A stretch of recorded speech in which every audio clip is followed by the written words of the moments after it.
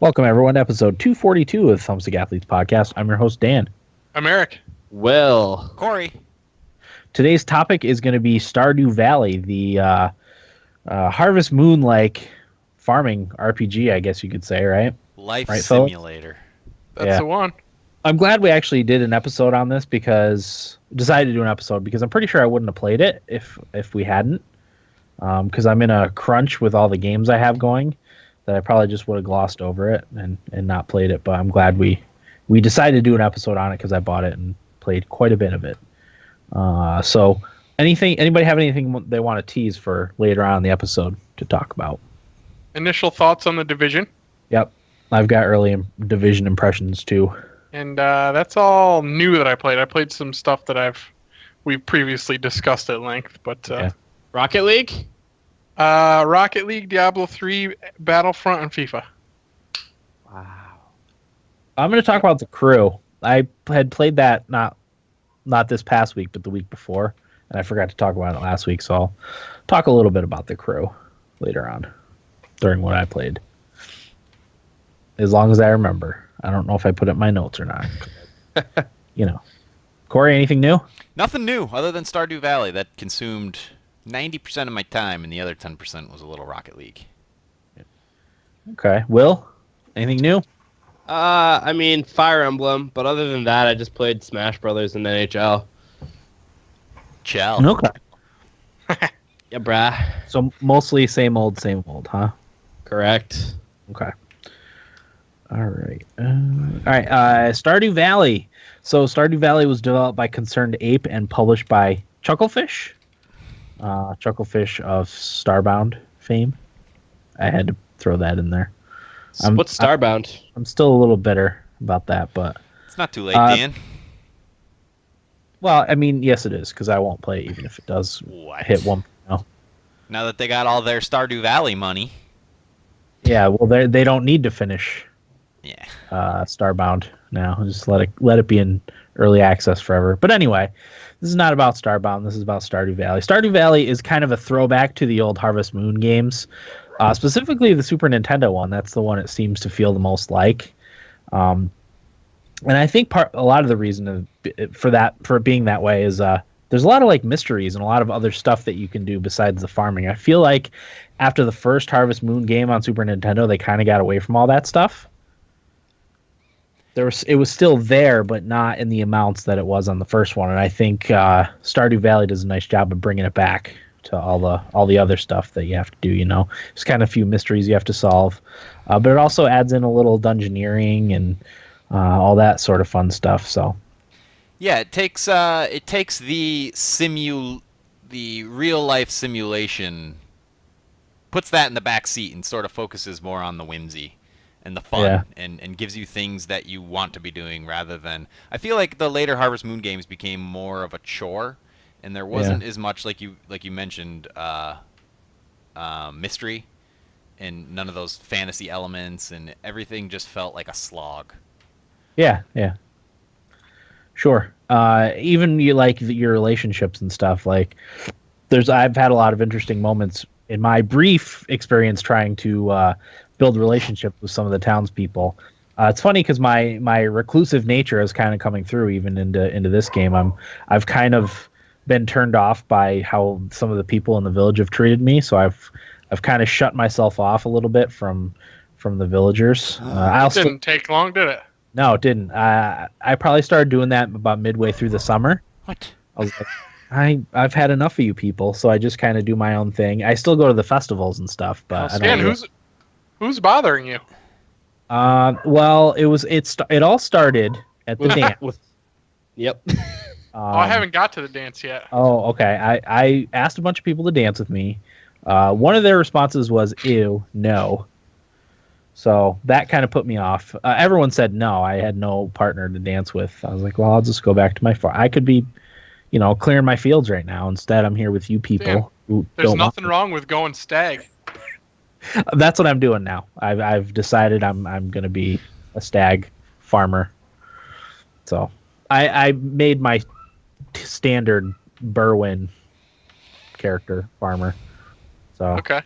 Yeah. I wanted to go over like what everybody named their guy and whatnot. I can't remember what I picked for my favorite thing though. Doesn't ring a bell. I might have said gaming. I said pizza. Pizza. Okay, Corey, cigarettes. I know. said cigarettes. Yep. Adult treat. Cigarettes. It's funny because what you choose, Dan. I don't know if you've gotten to this point. It actually manifests itself in the game a little bit. Oh, does it? It was going to. And when it happened, I'm just like, oh, that's silly. Is it a birthday present? No. Damn. Well, what about you, Will? I named my character Will, and I think I put pizza as my favorite thing. Uh-huh. I named my guy Jeb Darpino. Sounds like a farmer's name. Yeah, well, that's what I was going. Well, I got Jeb, and then I wasn't sure if I was supposed to put a last name, so I thought of Darpino. I don't know why. He's an old Italian farmer. Yeah. Uh-huh. But I love it because people call me Jeb Darpino. They don't just call me Jeb, Nice. and I just think that's the coolest. I giggle every time somebody calls me Jeb Darpino. And I named my farm Jay and Sons. Mm-hmm. Nice. Yeah. Yeah. Because my character's name is Berwin. Her last name is usually Morris, so it's just Berwin at Morris Farm, Morris Family Farm. But I'm with you, Corey, on the intro.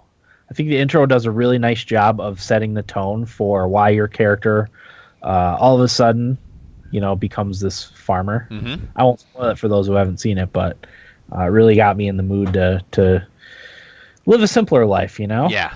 It's a great framing device because the game itself doesn't have much story, Right. from plot-wise, In like the point A to traditional point B. There is a little bit, but it's mostly about building relationships than it is like a specific story. And Right. that little intro there is more than I've seen in the recent Harvest Moon games in terms of setting that up in an interesting way that endears you to your character a little bit more. Yeah, the intro was fantastic. Yep. Yeah, I really liked it, and that kind of filters into the rest of the game too, because there's influences from your former life that make an appearance in the village. Joja Mart. Yeah, exactly. And you can kind of work with them, I guess, is a good way to put it, during the game if you choose to, or you can completely forego your former life and just ignore them. Well, only on Wednesdays when Pierre's is closed do I have to go to Joja Mart. It's funny because I do the same thing. I get pissed off because I don't usually know what day it is. I kind of just, whenever I go into town to get stuff, I'll just make the rounds, And I hate when freaking Pierre's is closed because It's the worst. Oh, I have to go to Joja Mart. It's an extra little ways. It probably ends up taking your guy like an extra 2 hours to walk out there and get your supplies and come back. It's annoying. It's how I'm feeling now, living, I guess, in like a city setting, kind of. Uh-huh. I wouldn't say I have anything close to me that I get upset when it's closed, but going over town it's really only an extra 10 minutes. Yeah. But I'm like, well, fuck. I don't want to do that, and that's kind of the same thing, Joja Mart's an extra block over. Yeah. That sounds terrible. It's like where we are having to go to Vestal.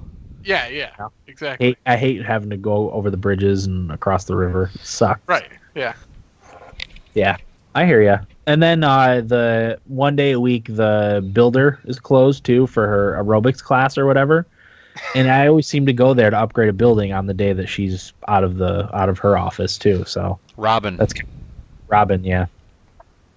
Yeah.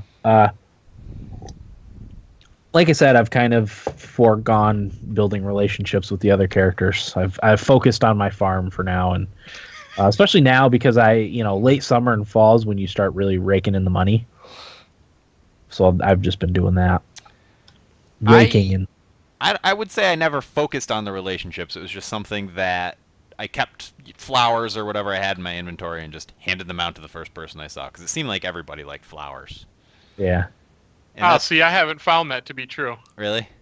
No. What's the blonde girl? Haley? Haley, yeah. Haley. She didn't like the one flower I gave her. Was it a weed? Did you give her a poppy? No. It was like a dandelion or something. She liked the dandelion I gave her. I don't know. Whatever Is that it a was. euphemism, Will? Ooh. Perv. I have a special dandelion. It's not a very big one, but it is special. Yeah, I don't know. I don't. I've been kind of striking out with the ladies. I feel like I got my eye on one. I got my eye on two. Okay. Actually. Who is it? I like Penny because she's a redhead, Okay, yeah. and I also like Abigail because she seems like an artsy bitch. Okay. Ooh, that's not very And nice. I like a feisty artsy bitch. You know? It's funny you say that because Abigail just happened to be the first character who welcomed me into her room? Into her room. Mm. And it was cool because we played video games. Yeah, see, and I knew she was into video games. Yeah, I knew she was because she lives at Pierre's. It must be her daughter or his daughter. She is almost always around, so if I have a gift to give, she gets it because she's there. And because of that, she warmed up to me first. And one time I walked into Pierre's just to buy seeds, and it went to a little cutscene in her room, and we started playing video games because she needed help on one level, and I actually got to play the video game. It was a little mini game. That's pretty cool. Yeah, I did that in the bar too. You can play the games in there. Yeah, it's sort of a clone of that game. Okay. Actually, Corey, one of the reasons I like Abigail is because of her dad's honest living. Mm. And I don't like Penny's mom because she's the one in the trailer that just drinks constantly. Pam? Is that her name? Yeah, I think it's Pam. Yep. And I know that Jeb wouldn't want to put up with that shit. Yeah. You know, Yeah. an old Italian farmer like that, he wouldn't have that. Mm-hmm. I don't know So about. go ahead, Corey. I was just gonna say I don't know about Pierre's honest living because he said something to me. I know I'm a little bit further in the game than you are. He said something to me though that indicated he might not be so honest. Well, let's talk about that. Just a little intrigue for you. How far along is everybody? Eric, we'll start with you. How far along did you get? I think I played for almost 6 hours, and I did it all in one sitting. Must have been Friday night or Saturday morning. I don't remember. Okay. Are you through spring into summer yet? No, I'm towards the end of spring. Okay. I passed the first festival, the egg hunt. Mm-hmm. So I'm a few days past that. Corey, how far I along? am on day 21 of winter. Winter. Okay. I wanted to get to winter. I'm towards the end of fall. I just had the fair. Mm-hmm. I think I have one more week in the fall, and then I'm in winter. I really wanted to get to winter. I played about 20 hours, but I just couldn't get there. Well, I've got 34 hours. Oh, and I'm not even done shit. with a whole year yet. Yeah. The how long to beat is like 50 hours for the main story, but the completionist is really long. I think it's in the high hundreds, maybe over 200. I love that. There's a lot of shit to do in the game. So, Will, how far along are you? I've only put in a wholesome 3 hours. Uh-huh. So I'm fresh into the game. Yeah, so we're all at different places. What do you think of it, Will? As somebody who I thought would really, really enjoy it. I do actually really, really like it. It's just like time right now has been tight. Oh. And when I get a free... Because I feel guilty with like Allison being home, being up here playing video games. So I've been bringing my 3DS downstairs so that like I've been playing Fire Emblem more.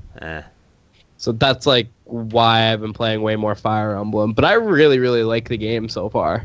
I think it's the best like farming game we've gotten in a while. Yeah, convenience, right? Well, yeah, exactly. The 3DS is the most convenient thing for me right now. I think it would be perfect on the 3DS. It would be. You know, with a little tinkering, I think it'd be an awesome game to have on the 3DS. Because a game like Terraria is on it, right? Yeah, Terraria is on there. So yeah, this game could definitely be on it. Yeah, with the little touchpad stuff too for inventory management or whatever. Yeah, exactly. Okay. I wanted to get into the beginning of the game. So when you get your farm that you get inherited from your grandfather, it's like dilapidated and run down. You gotta like in Harvest Moon, you clear all your fields, plant your crops. Dan, may I jump in for a second? Absolutely, go ahead. You know what that reminded me of? What's that? Clearing out the landscape in Fallout 4 Oh around yeah, your houses. I Yeah. was like, oh sweet, this was my favorite part of Fallout 4, cleaning up. cleaning up the crap in the yard. Yeah. Yeah, I'm still actually like working on cleaning out my entire lot. I've got the like southwest corner that I still haven't gotten to, but most of it's just like empty. I've gotten to the point where I've got farm animals, so I've let the wild grass grow because you can turn that into hay to feed your critters. Nice. But yeah, I've still got a corner that I don't even know if I'll ever get to. There's just not enough time in a day, you know. Sure. By the time I water in the morning and then feed my animals and then do whatever chores I have to do in town and fishing, and on stormy days I'll do some adventuring in the caves. Now, can you Go. hire help? I don't think so. I don't think Don't so. Not think yet. so. But I know this is a whole other conversation, but the co-op is being added to the game this summer, I Oh, think. dude, that's Yeah. awesome. I would love Yep. to farm with you guys. Yeah, I know. That's amazing. It's like, that's my real life dream. Right. Exactly. So why not live it where you don't have to actually put in any work? You just sit at the computer. Right. Yeah, I don't have to get my hands dirty. Exactly. That's perfect. So yeah, what are your thoughts, Corey? It's great. Let's get our thoughts about the game. It's great. Very rarely do I put this much time into a game in such a little span, in such a little Yeah. window, because the game came out 2 weeks ago, Yeah. and I've already put 34 hours into it, and no sign of slowing down. But another thing the game does really well is the carrot on the stick. Oh yeah. Oh, it dangles. It dangles. Well, this is what you can have next if you put in some hard work, and that pushes you to do it. And then I've sort of found, like, once I do it, it's a little underwhelming, but then there's something else. So I'm like, all right, well, the next one, this will be great. And you just keep ramping up to the point where, like, I sort of took it easy this first year. I planted a few crops, just enough to slowly escalate my income, and I've got a big coop and a big barn, a cow, a goat, 3 chickens, and a duck. A cat is my pet, which I didn't know. Oh, you went with cat, huh? I did. I figured the whole persona I was going with for my character preferred cats. And I just realized you can fill their water dish. I didn't know you could do that. And I'm Oh, up top? yeah. Like I'll I have to said, start- I'm 20 some days into winter, so I kind of assumed I'd be able to build a doghouse up there at some point. I don't know. No? I don't know the answer to that question. I haven't seen it anywhere Okay. thus far.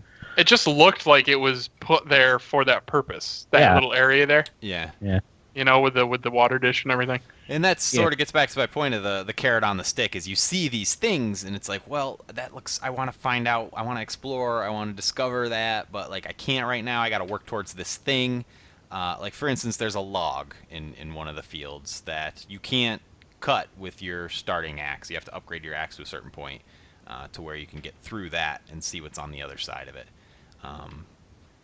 And once you do, like I didn't discover that until winter. So I'm, again, 34 hours into the game, and I'm still discovering brand new areas. I found 2 areas in winter I hadn't been to before. They keep surprising me with things like I found an iridium vein, like, out in my field. Oh, Wow. I don't know. yeah. I had a mushroom tree grow in my field. It was What? like some pine trees. It was just giant mushroom, and I chopped it down, and it turned into little mushrooms. That's awesome. I have no idea how it got there, but it was just there, and I was like, hey, because I hadn't really come across any mushrooms to that point, Yeah. because my cave I turned into a bat cave and not a mushroom cave. See the cave, I turned into a mushroom cave. That's what I should have done. Yeah, you really screwed up on that one. Is it just the bats that are in the mines? Yeah, but they leave like rare fruits and stuff in there, so I get those and then turn them into things. So yeah, the carrot on the stick thing propels you to progress, and they also do the community house stuff where you bring your foraged there's these little critters. I forget the name of them. They start with a D. Yeah, they've got a name. I'm But not gonna be able to they sort of live in this community house, and they have requests for you, and it'll tell you what it wants. And it's just like foraged items or items you can farm or fish you can catch. And if you get what they request, a certain set of what they request, you get a reward. But then there's a bigger reward within that. Like one of them is bridge repair. And it's vague enough that it doesn't necessarily describe exactly what's going to happen when you fulfill all those requests. But again, that's another just objective within all the other objectives to like keep you going and progressing through the game and not get bored after the first few hours. Yeah. Totally. Yeah, I'm also absolutely loving Stardew Valley. I can't stop playing it. It's one of those things where, during the day I sneak on whenever I can and do a day or two when the kids are quiet and watching something on TV or whatever. And it's kept me from playing other things. Like I really wanted to have Far Cry Primal beat. I wanted to have a little bit more of the Division played. But I'm like, play Stardew Valley instead. Damn. I really want to get through my my season and make some money. Dan, Yes. I say you throw in the towel on Far Cry. Fuck that game. No, I'm gonna beat it. I'll beat it. I can't leave because if I didn't finish, I would go back to it like much later and have to like restart. I always have in the back of my head when I don't beat a game, I'm like, man, I really wish I had finished that game, and I'll play it all over again later. So, Fair enough. yeah. But yeah, I absolutely love it. It's exactly what I was looking for. It's a very cathartic game too. The music is very nice. I was really just like- going to say, we hadn't touched on the music. Yeah, we hadn't talked about the music, but the music is very nice. The color scheme is very nice. It's very bright and vivid. It's very, very nice to look at in a traditional, indie sense. It's very pleasing. A lot of the noises too are very pleasing. The, cutting down a tree or whatever, harvesting crops. It's that little shot of dopamine that Corey talks about. Oh yeah, Or job well done. that's the good stuff. It constantly peppers you with dopamine. Yeah, it does. It's a place you want to be, a place you want to hang out. It's a life you want to live. Yeah. Yep. What are your thoughts, Dan, Eric? Yeah. I know I was fucking with you guys earlier. I actually really like that game a lot. Yeah, I texted, I think it was Will, or I was talking to his friend Johnny that he was with at the time, and I told him that if my life could just be Stardew Valley, I would live happily ever after. Yep. It's Yeah. it's with great. you.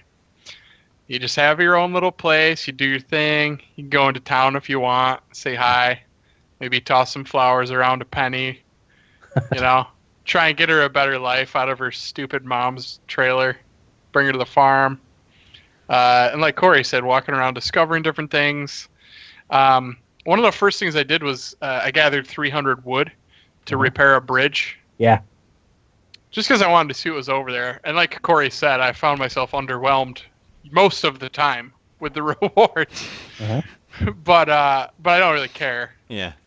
It's still fun. And you do kind of feel accomplished. I finally got that 300 wood, and I was like, oh, thank God. Yeah. But at the same token, it kind of took me away from earning money early on, so I feel like I'm a little behind the eight ball there. Uh-huh. And I'm trying my damnedest to save up for a backpack so I don't have to keep swapping shit in and out of my pack. Yeah, that was one of the first things I did was upgrade the backpacks. As soon as I hit that money Yeah. mark, it makes things so much easier. It does, but I'm also like, I'm trying to expand my farm too. So when I get my crops, I go and sell them, and then I just buy more seeds and plant more seeds so that next time in the next 4 days or whatever it is for like turnips, Yeah. I can get more money the next time, and I will get to a point where I have enough to be comfortable with it. It's like real life. Like I don't like to let my bank account get down to any lower than whatever amount. You know what I mean? And it's the same thing on there. Even though it probably doesn't matter, I still like to have that spending cash there if I need it. Yeah, definitely. You definitely start making more money in the summer. Yeah. Spring is a little bit of a struggle, because you're new to the game and stuff. But yeah, Plant that with corn. corn. Yeah, First corn day in of the summer, plant as much corn as you can because it keeps sprouting all the way through fall. Yep. Okay.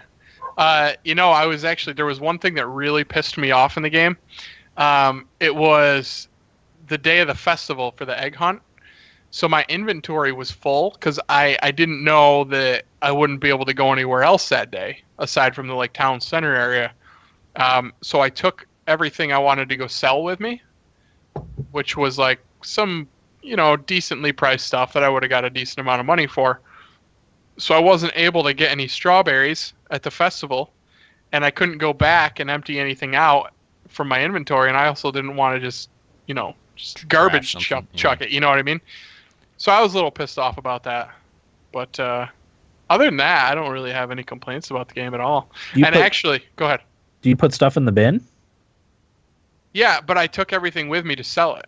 Oh, you sell it directly to Pierre or whoever? Does Pierre buy that stuff? Oh, no, it was the fisherman. I was going down there. You can put that in the bin too, can't you? Fish. Yeah, you can put everything in the bin. Well, not everything. Oh. There's some stuff I'm an idiot. Like weapons. Combat gear, you can't. Yeah. Combat gear? Yeah, for the mines. Oh, I haven't been into mines yet. That's the dungeon part. Is that up by the guy in the tent? Yeah. Yeah, kinda. Okay. Yeah, I figured. Linus? I only go over there when it's storming or raining. Then you don't have to water your crops. You just pick. Which is one of the best things that's ever happened to me. Also, rain. Yeah. Yeah, rain early on is amazing. Until you start upgrading your your watering can. Right. Rain is a godsend. Yeah, exactly. Pro tip for rainy days: you get a bonus, more rare items from the mines on rainy days. Oh, really? Yeah. It's good to know. I found some good stuff on Reddit about the game. People have made spreadsheets on like what's worth planting. Yeah. And how much your return is and on your investment. It's pretty cool. I've made a ton of money off of blueberries and cranberries. Berries. Because they're little ocean spray. Yeah, they're the ones you plant, like Corey said, with the corn, and it just keeps growing. Okay. Like the green beans in spring?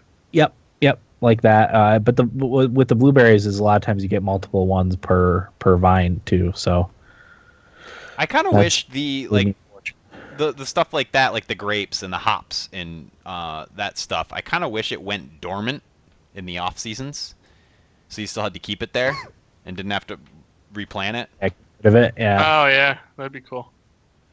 Mods. So you know what this game has prompted me to do, and I'm going to do tomorrow.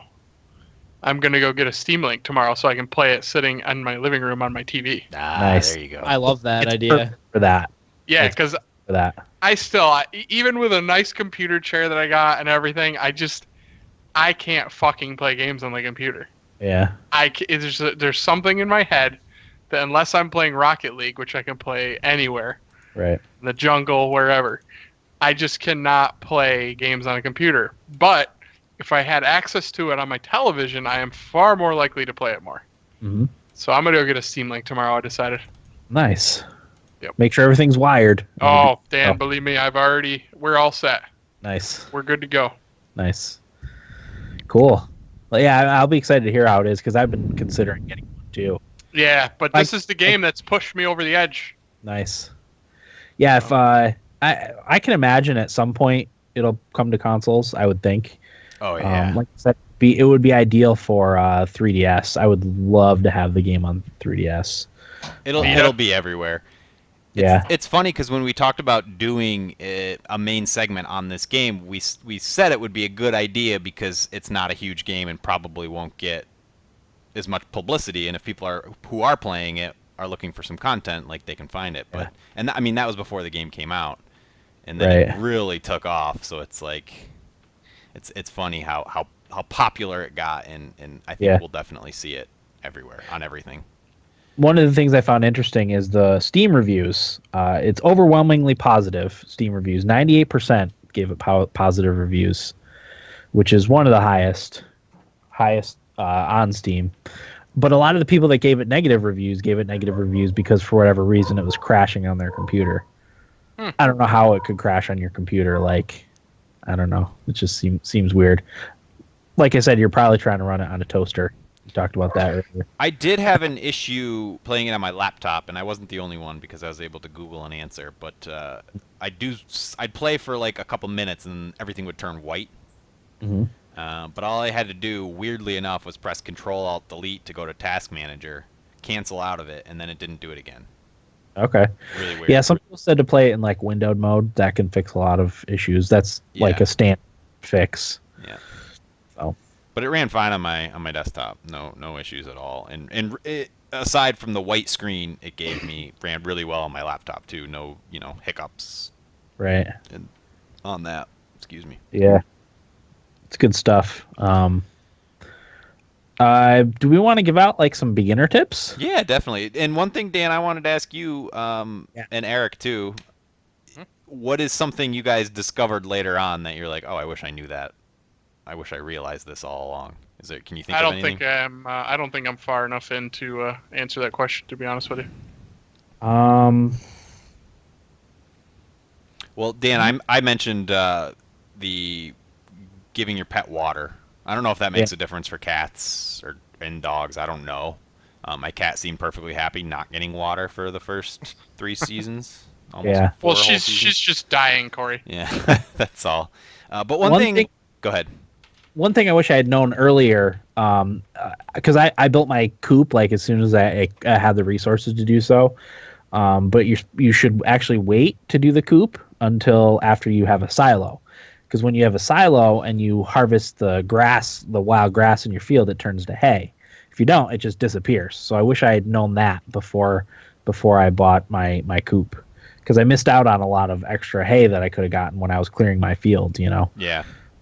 So I started letting like the wild grass kind of grow back, and then I planted grass in my cow pen and my chicken pen. So they'll come out and eat that rather than eating my stored hay that I'm going to save for winter time. Mm-hmm. And just going off that, when you go to get buildings built, this happened to me a couple times, make sure you have the spot cleared out ahead of time. Yeah, because otherwise they can't build over stuff. So if you go late in the day, like 4 p.m., and you go and try and get it built, and you realize, oh crap, there's one piece of stone right where I wanted my coop. She can't build it there, so you got to go back and clear it. And then by that time, it happened to me a couple times. By that time, she was closed for that day, and I don't know, it's just frustrating. Even if you hoe the ground, she still can't put it where you hoed the ground. Can you unhoe? I don't think so. Not that I've seen. Well, speaking of hoe, another thing I didn't realize until just recently is that you can hoe the dirt patches in the mines for more items. Oh, really? Yeah. I didn't know that. I know if you see the like worms poking out of the ground to hoe the ground, there'll be some sort of random item in there. I got an artifact out of there. Yep. Nice. Yeah, that's another one of the things that you find artifacts, you take them to the library or library/museum. I guess he gives you various things. There's a blacksmith that upgrades all your tools and whatnot. I haven't done that much at the saloon. Have you guys been to the saloon a lot? It's a good place to go at night because a lot of people are there. Yeah. Every time I go in there, it's the same handful of people. Yeah, the alcoholics of the town. Yeah, like Pam is always there, shit-faced. Yeah. Sebastian's there late at night. Yes, Sebastian, like, I don't know, it's always the same assholes in there. Yeah. I've been there twice. But like I said, I'm kind of a recluse. I went in there and bought an omelet, which I ended up giving to somebody as a gift. And I bought a plate of spaghetti, which I gave to Lewis for his birthday. Uh-huh. I'm trying to remember what I gave Haley for her birthday. I think I gave her a tulip. What a gentleman you are. Yeah, I try to hit everybody's birthday. I was doing that for a while, but I gave up like midsummer when I decided to screw all the citizens of Pelican Town. I gave Vincent what did I give him? It was like an acorn or something. And I figured, he's a kid, he's stupid. He'd probably like an acorn. He goes, "Thanks, I guess." See, they're jerks. Little bastard. Yeah, they're jerks. See if you're allowed on Jeb Darpino's farm. Ever. Nice. Well, I've recently had to make Marnie like me for a specific reason. Quest. And I I discovered that she loves diamonds. So if you're trying to Well, make Marnie happy, give her some diamonds. I'm going to assume that that's probably going to work with most of the women in Stardew Valley and real life. Yeah, I don't know. I sort of refuse to look up anything because there's been times where I've been real tempted to just look up, what is this character like on the wiki. But I've held back. But I think after my first year, I'm just going to look everything up. Yeah. You made it. Yeah, you put your time in. Yeah, 30, 40 hours really, I think is the first year time that I've seen floating around. So I think that's good. And I do feel like the discovery stuff is going to start slowing down a little bit because, I don't know, the map. I've seen everything that's on the map at this point. Right. Fishing is fun, too. Yeah. Yeah. And it's kind of challenging at times. It is. Yep. So. And it's funny because depending on the type of fish, is the pattern of the rise and fall. Yeah. Is similar. Yep. Because there's this one fish in the river that has this same pattern that I can't catch. It goes up, it flies up, and then flies down, and then jerks up and down, and I can't get it, and it sucks. Yeah. Yeah. That sounds like it'd be a son of a bitch trying to get that. Well, then they add. I don't know if you guys noticed, but they have the treasure chest sometimes on the bar. Yeah. I have never seen that. So then you want to try and get that, just because why not? And sometimes you lose the fish because of it. Wow. Yeah, you just have to hold the cursor over the treasure chest for a certain amount of time without letting the fish go. Oh, I didn't know that. Yeah. I just always went for the fish. Dan doesn't need any treasure. No, screw treasure. I'm rolling in the gold coins. Did you get a stable yet, Dan, for the horse? I haven't gotten the stable yet. I'm gonna do all that stuff come winter time. I think.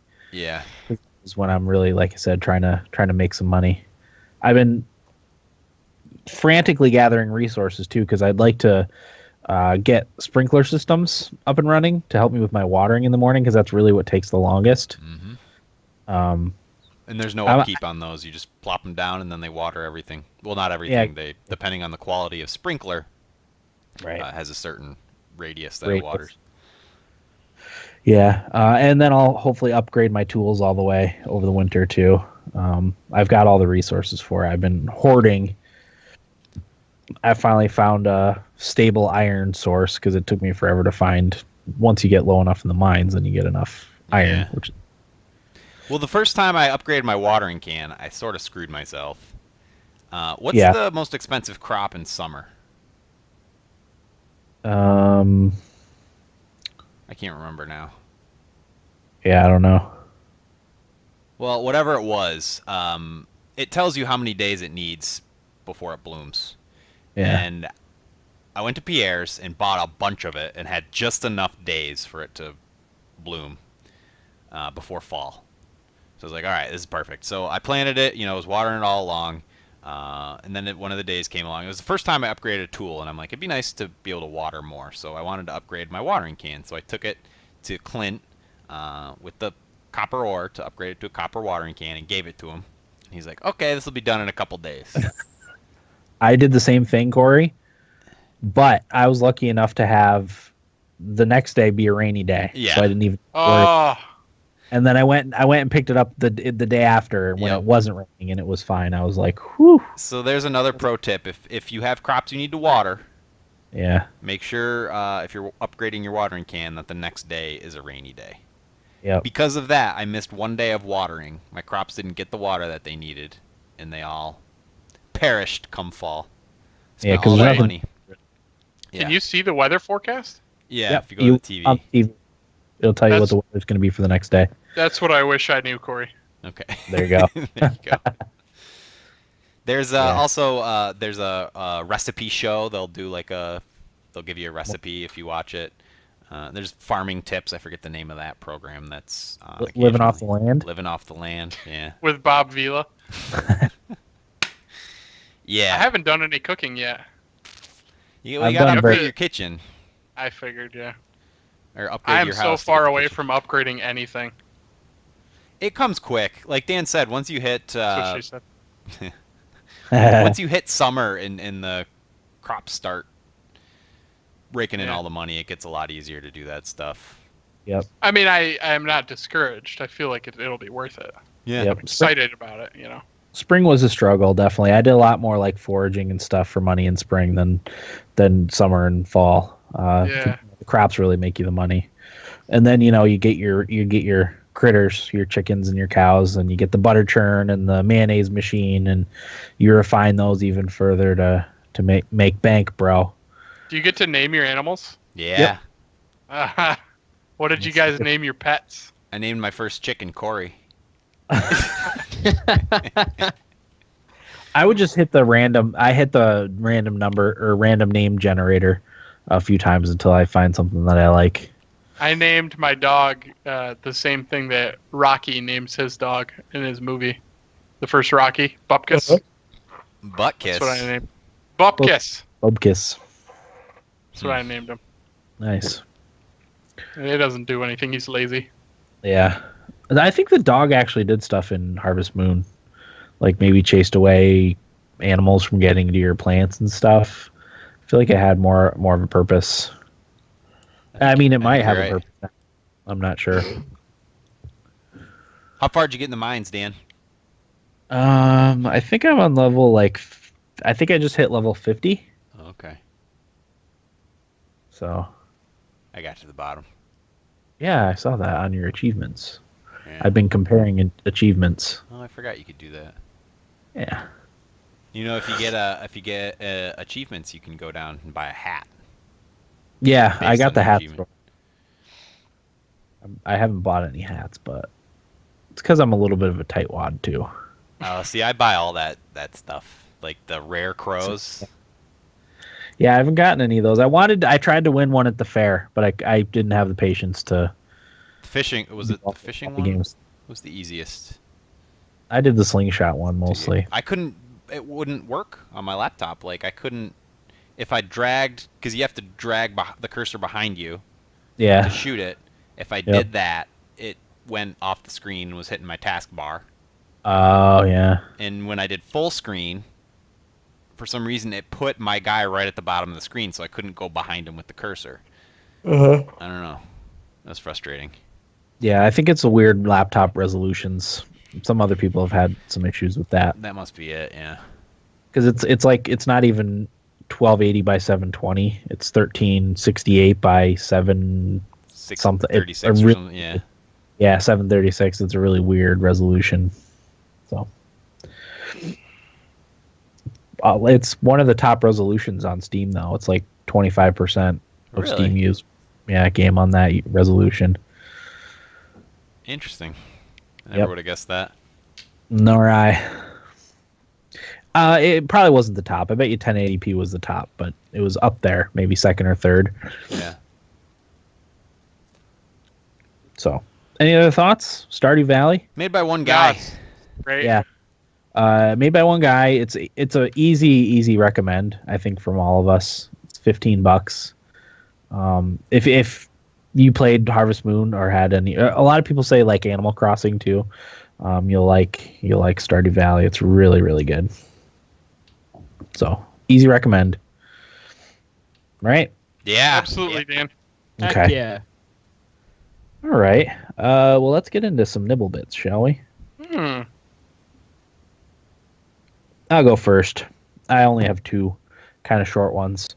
According to Super Meat Boy's creator Tommy Rafinis, Super Meat Boy will be coming to the Wii U very soon, and Blitworks is doing the porting. So, if you've been waiting to play Super Meat Boy on something that it's not already on, it's coming to the Wii U soon. So. Meh. Yeah. What? What do you mean, meh? I love that game. Yeah, it's It's a good out on game, everything. but Holy crap. It's out on everything. You're right.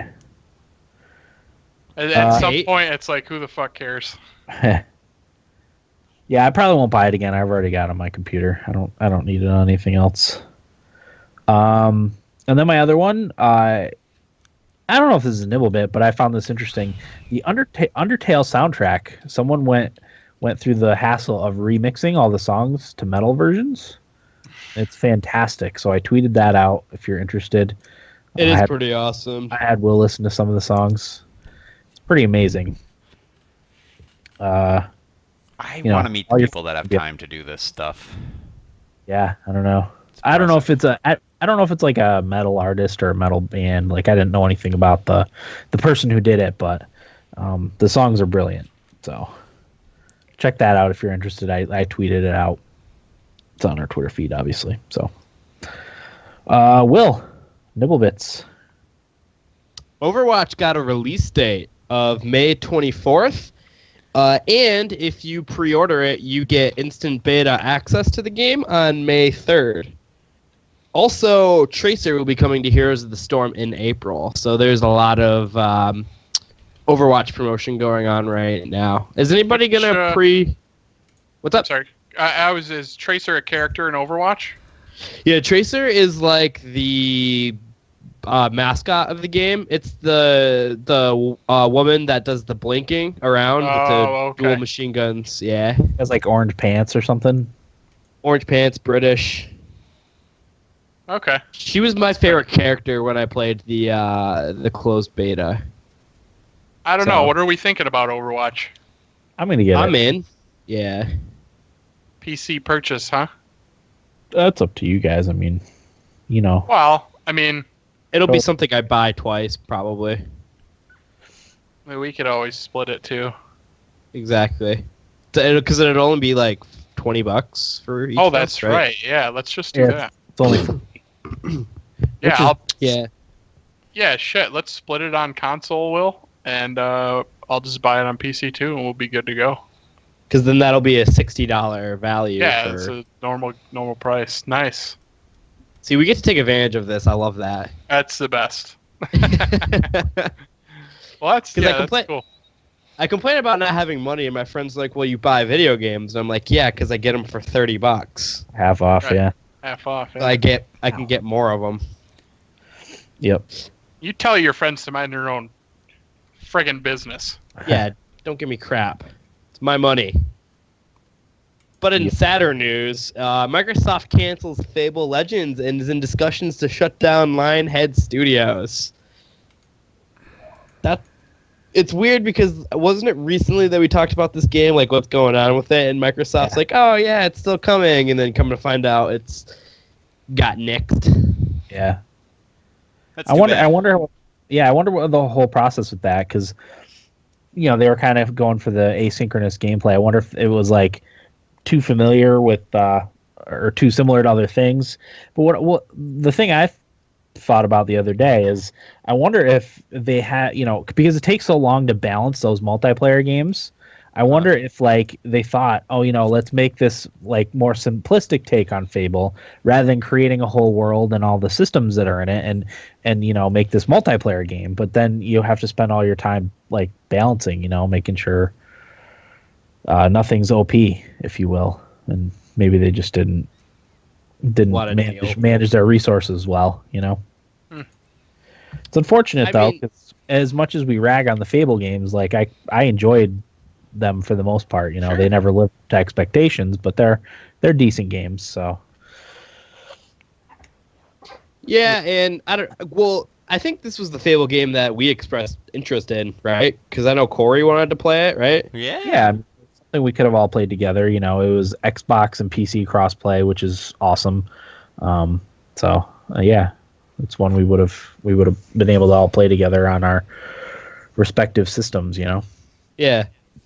And it's also sad to see that not very good news over there in Lionhead either. Yeah. I did no further research really into this. I don't know what's going on there now, if they're still going to close or still thinking about closing. They're getting shut down. Yeah, I guess if they're in discussions to shut it down, it's probably going to get shut down. Oh, Yeah. Did you guys see the Kotaku article? No. It was, I guess they must be doing some sort of giveaway where you can go to Rare Studios. Uh-huh. And the headline was, win a trip to go to Rare Studios before Microsoft shuts it down. I wonder if they're going to hand off the Fable franchise to one of their other studios. I'd imagine, right? Because it's a popular series. It's a big name. Yeah. Yeah. I think so. So, Rare might be the one that gets it. That's kind of I was just going to say, what studio would you guys want to see Fable go to? Probably rare. I don't care. I just want to see if Thieves out of rare. Yeah, yep. I've never been the biggest Fable guy myself. Yeah. I'm probably the biggest on it. I still say 2 was the best one, and of course that's the one that's not available on Steam or anywhere else. I don't know. Backwards compatibility. When I think of the Fable brand, nothing really comes to mind. Except just the name. Limey British role-playing game. That's all. Yeah. Come on.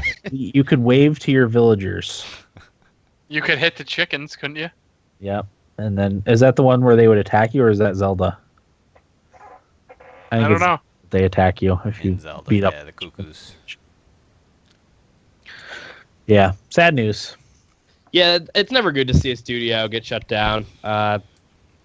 So I hope everybody over there in Lionhead is able to rebound and get hopefully like a better job somewhere at another studio, making games, doing what they like to do. Open a new studio and make a new IP that's better than Fable. Mm-hmm. We'll call it Thumbstick Athlete Studio. Yeah, we'll buy Lionhead. We'll sponsor them. That's exactly what they need. At a time like this, someone like us to come in with the kind of deep pockets that we're lining, and really big ideas. Yeah, exactly. Full of ideas. Really point them in the right direction. I like it, Will. We have a plan for you, Lionhead. Come here. But that's it for my nibble bits, Dan. Okay. What do you got, Eric? All right, Dan. I got a few here. Mm-hmm. So as I said, I did play some Star Wars Battlefront this week, so I did want to bring this up. New free update came out, and it included a new fiery multiplayer map, as Destructoid describes it, called Survivors of Endor. And it's just what it sounds like. It's basically scorched Endor after there's been some war going on, and it's all burnt to the ground, kind of. I did not get a chance to play on it, unfortunately. It did not come up in my map rotation. But you are able to play that on Supremacy and Walker Assault. And I think you can also play it on Turning Point, which is my favorite game mode. But also, along with that, they are teasing, apparently you're going to be able to do contracts that you get from Jabba the Hutt. I guess that was like kind of teased in a trailer. I don't know if that's going to be in a season pass or what it even is, but it sounds kind of cool, depending on what it ends up being and how they support it. Yeah. But they have been rolling out quite a bit of free content, which is nice. So we'll see where that goes. One of the best games ever made, Rocket League, is on sale right now. If you haven't picked it up yet on Green Man Gaming, you can get the game itself for $9.60. And all of the DLC is on sale also, so you can get everything for right around $15. Totally Nice. worth it. I might get all the DLC. I don't have any of the DLC for it yet. Yeah. Ori and the Blind Forest. I didn't even realize they were putting out a definitive edition upgrade for that game, but it comes out on Xbox this Friday, which is the 11th. I guess it's coming out later for Steam and Windows 10. But I guess the expanded version, it adds 2 areas, some skills, and difficulty settings, which is kind of cool. And it also adds fast travel. So it seems like they're making the game a little easier, which is nice because it was kind of a bitch. But they are also putting in a mode where you only have 1 life for those that like to torture themselves. Oh, nice. Yeah. And last but not least, a new sale launched on PSN this week called Launch Party 2016. They kind of do this every year in the springtime with their indie lineup. So the games that are on there are Salt and Sanctuary, the Day of the Tentacle remaster, Enter the Gungeon, Stories, The Path of Destinies, Invisible Ink, and Alienation. I kind of looked at some screenshots for all these games. They're all like $1.50 off. They're 10% off with your PSN or PlayStation Plus subscription. Salt and Sanctuary is probably the one that looks most interesting to me based on the art style. Invisible Ink, amazing. I know that you said you love that game, so there's a good chance that I'm probably going to get that one. Yeah, that's And Stories, The Path of Destiny has a really cool art style too. Definitely check that one out. So Nice. that's it for me. Okay. What do you got, Corey? New Paper Mario coming out this year for the Wii U. It is called Paper Mario Color Splash, and it was announced during last week's Nintendo Direct. It takes place on a tropical island called Prism Island, and the issue with Prism Island is that it's being drained of all its color. Mm-hmm. Oh no. Yeah, so you as Mario have to go around and paint everything. And all I could think about was Splatoon. I don't know if you guys watched the video. Yep. I thought the same thing. We watched the Direct. Yeah. Nintendo Direct. So fans started a petition for the cancellation of the game. Why? Apparently, they weren't happy with Sticker Star, which I could see. I played maybe 15 minutes of, but It was okay. yeah, they want more something. RPG. Yeah, more RPG. They want the games to go back to their RPG roots. People really liked the Thousand Year Door. Yeah. And what was the one before that? Wasn't there one before that? Paper Mario. It was just Paper Mario, right? That was the first one, I think. Just Yeah. straight Paper Mario. Well, I remember when the first Paper Mario came out, Nintendo was saying, like, this is our spiritual successor to Mario RPG. Yep. So as someone who hasn't played too much Paper Mario, that sounds nice. Yeah. But I can't speak to those games. But that seems... I actually clicked on the change.org petition page, and there was only like 500-some signatures. So That's still too many. Agreed. Just because you don't like something doesn't mean it shouldn't exist. Yeah, exactly. Such a, well, I mean, if I could... What's wrong with it? If you're a big fan of the series, why No. not, like, do the one thing where you can get your voice heard and say, like...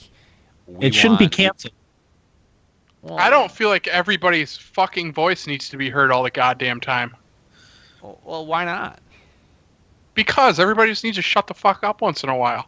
Yeah, if they were like petitioning for like a reboot of the series or whatever, but not for the cancellation of a game that's No, yeah, like Well, somebody's okay. putting their hard work and thought and effort and money into making this. Like, go fuck yourself. Like, why are you so important that you should be able to tell these guys? Well, I don't no, think you should stop anybody that. imagines that they have the right to tell Nintendo what to do. I think it's just I a way would beg get to differ. a way to get their opinions heard. And Do you really think that people don't think that? Oh, I'm sure there are people that are, but I don't. Yeah, I don't and have a those problem with 500 are the anybody. ones. I don't have a problem with anybody voicing their opinion on something that they're passionate about. Okay, If they fine. want to put it Voice out on your the internet, opinion. great. Yeah, fine, but do you need to start a petition? Like, do something It's constructive it's with a yourself. change.org petition. It's not like they're petitioning the government. It's just I know, another it way just for- bothers to me. get Nintendo's attention. the whole just bothers me. cancellation thing. That's what sticks with me. Yeah, Yeah. I don't like that. I don't either. You guys are They too did the same- soft. Well, they did the same thing for the Metroid Federation Force game too. Well, that game looked terrible. I thought so anyway. What? Well, yeah, but don't buy it. Oh yeah. The best thing to You do have is that to, option. The best thing to do is to vote with your dollar. Right. All right. And that's why I don't feel like any of this side nonsense with petitions and bitching and whining constantly needs to happen. Like, just don't buy it.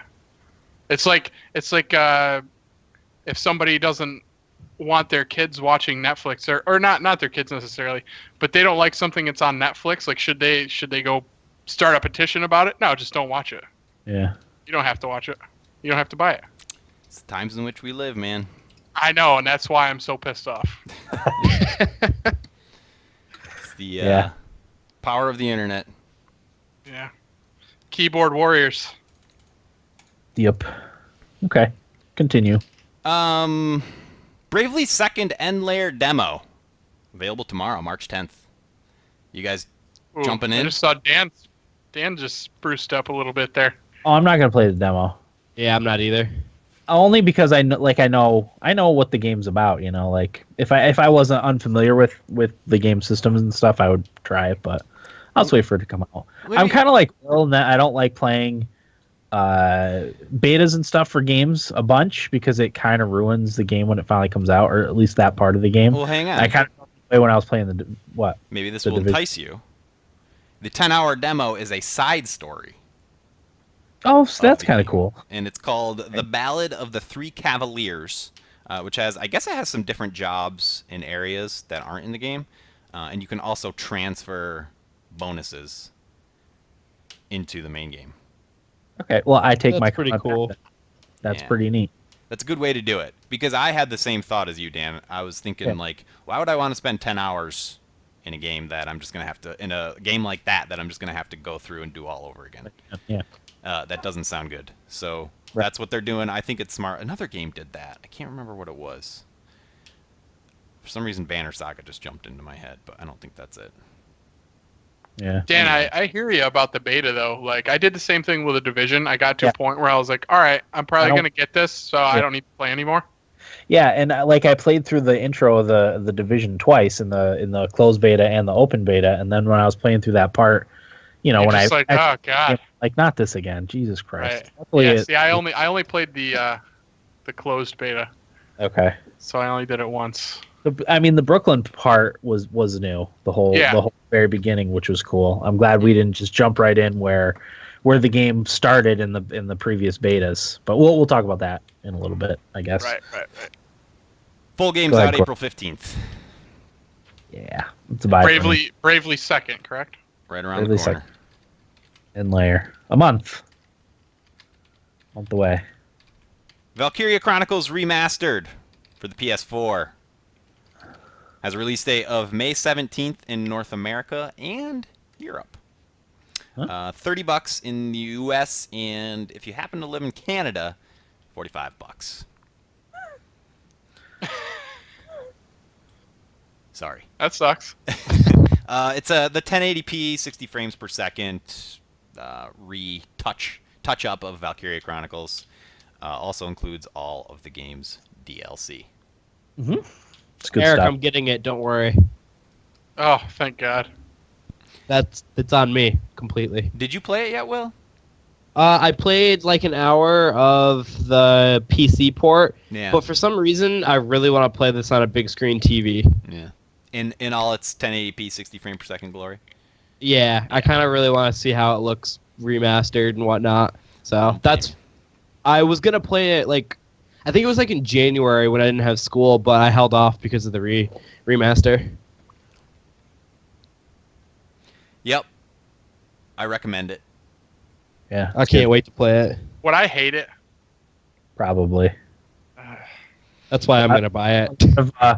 A lot of character talking between missions. Yeah, I don't like that. Yeah, I don't know. I'm trying to think. I don't know, Eric. I really don't. I I want to like those games so bad.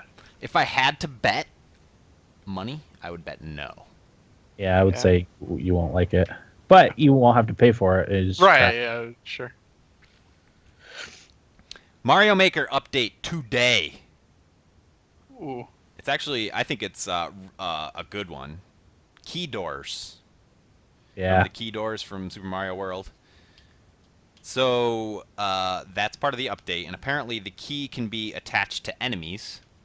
So that's like a good way to do a boss battle, like force somebody into doing a boss battle is by destroying the bad guy to get the key to open the door. But they're also doing pink coins. If you shake a regular coin, it turns pink. And you have to collect all the pink coins in a level to get the key. Once you get all the pink coins, it reveals the key. So that's a good way to do like more puzzly type things and move, the guy all over the level in creative ways. I think that's awesome, and I think it opens up a lot of opportunity for creativity. They also added the skewer. I don't know the exact name of it, but it's that twisting, pulverizing thing that's in the castles of Super Mario World. Yeah. That's cool. They also added a super expert difficulty level for 100 Mario Challenge. I have no interest in that, considering I had a devil of a time getting through expert. You know what? Some of the advanced Mario levels are insane. The stuff people do. Have you ever watched any of the like high level Mario stuff? Oh yeah. It's brutal. Yeah. It doesn't look fun. No, at all, not fun. Not fun. I mean, it's not even like, if I could figure out how to do some of those levels, I don't have the dexterity to do it anyway. Yeah. Exactly. So it's like, what's the Like- point? like all the, you have to, you grab a shell in the air and then you shoot it at the wall and then you have to bounce on that. And then while you're in the air, you have to do the spinny thing so you can bounce on those little, the little Pac-Man flower things. Yeah, It's like, you gotta hit the POW right on cue, and no, awful. no thank fun you. That sounds terrible. It's fun to watch, but I would never want to experience that myself. Yeah, Right. I feel like it'd be like torture watching it too, though. It's fun if you watch like good players doing it. Like if you were to watch me doing it, it would be torture. But good players who have all those mechanics like locked up into here and locked in their muscle memory, it's pretty fun to watch. Yeah. They also added some updates to the Super Mario Maker bookmark website. I think they added like shows who has the world record. Okay. Cool. For your level. Yeah. I've never visited the website. I don't know even really know what it's all about. I got to get back into Mario Maker before I trade it in. Mm-hmm. Lost a lot of sleep to that game. That's always a good sign. It's a cool game. Sony is just now handing out free game codes for those affected by the 2011 hack.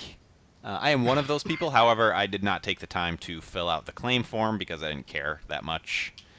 That was a couple years ago. They had people doing that.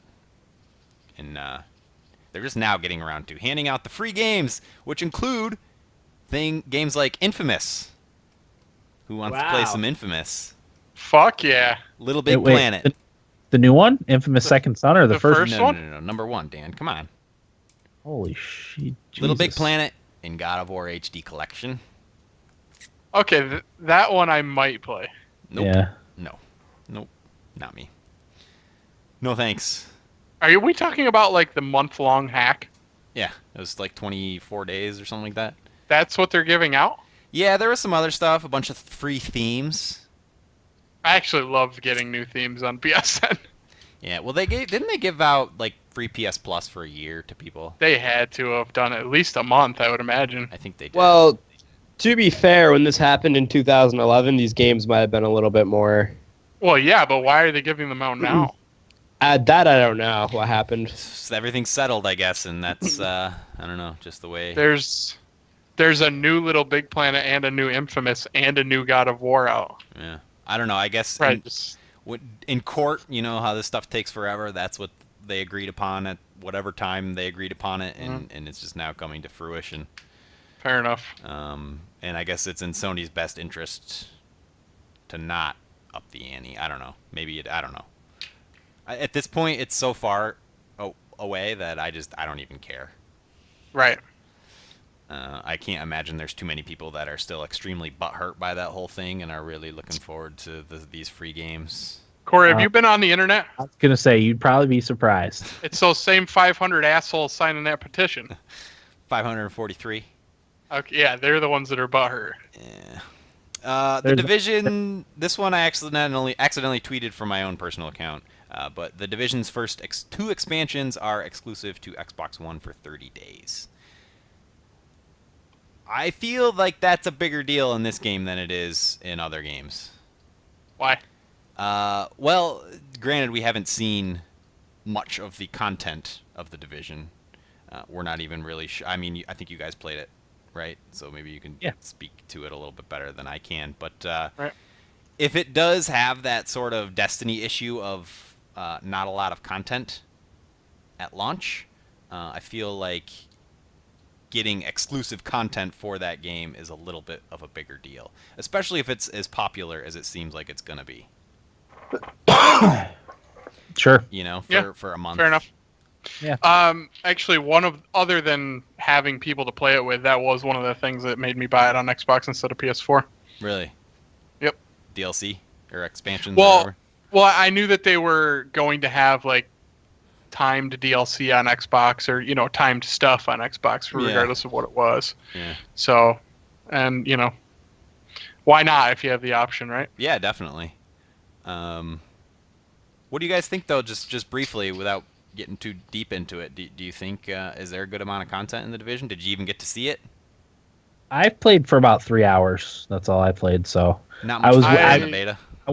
not. Yeah, I wanted to focus. I mean, I did different stuff than what I did in the beta. I tried to do different missions than the stuff I had already experienced and go to different areas. I mean, I've heard the main storyline is going to be like 15 hours. And then all the online stuff. I don't know if that factors in side missions and side quests and stuff or not, but Yeah. there's enough there. My I'm not thought, I'm Go not ahead. gonna play the shit out of it. You know, I'm gonna kind of pace myself with it, so I don't fly through the content and then have nothing to do with it. Right. I think my thought is I'm not any further than I was in the beta. Really, I played for almost 4 hours. I rescued one of the people you have to rescue to start setting up your base, the medic. Yep. So I have that wing set up. From what I can tell, it doesn't feel like what content is there. It's all just kind of the same. Yeah. You go somewhere, you kill bad guys, Yeah. and you have succeeded. Yep. The fun in that game is playing it with friends, for me. Yeah. I literally don't think I will ever play that game by myself. Yeah. But we can talk more about it later. So my answer, Corey, is that is a big deal because I don't feel like the content that is there is I don't know, doesn't really have that big of a draw to me. Yeah, I just think back on, I keep making the Destiny comparison and the complaints that game had at launch and throughout much of its life. And to imagine it being on multiple platforms and one of those platforms getting the Destiny expansions before the others, I think it's a big deal. But again, like you said, we don't know what's in those DLCs. Like Right. if it's just like the Brooklyn area, say, and it's just more side quests, then who the fuck cares? Yeah. Yeah. Yeah. Yeah, that was one of the complaints I saw about it is someone wanted a little more variety in the stuff that you do. Because of the setting is interesting enough where like rebuilding infrastructure would be something that would at least interest me, and there's not a whole lot of that other than getting your base back up and running, Yeah. So I still got to figure out whether I want to get it or not.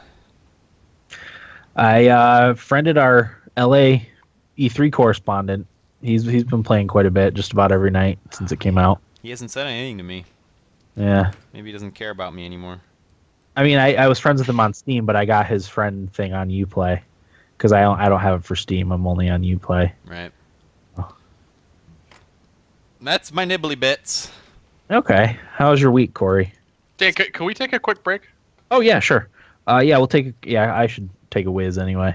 We'll take a quick break and be back with our weeks and what we played in just a moment. I gotta go tuck the lady in via phone call. I'll be back. Okay. Dan, you're so anti-brake as of late. Huh? You're so I just- anti-brakes as of late. I just feel like I usually will keep rolling. I would, if it were up to me, I would have a brake every segment. Every segment. Yeah. Well, part of the problem too is the more breaks we have, because my laptop freezes when I scroll up and down to do the audio editing. More segments, there's more scrolling I have to do, and it takes forever to go from top to bottom. So it's selfish. So it's subconsciously in my head to keep going. Yeah. I should pee too. I haven't eaten dinner. Yep, I'm gonna pee and grab a brew. Oh, Will, are you still there, bro? Doesn't look like it. Nope. Burb.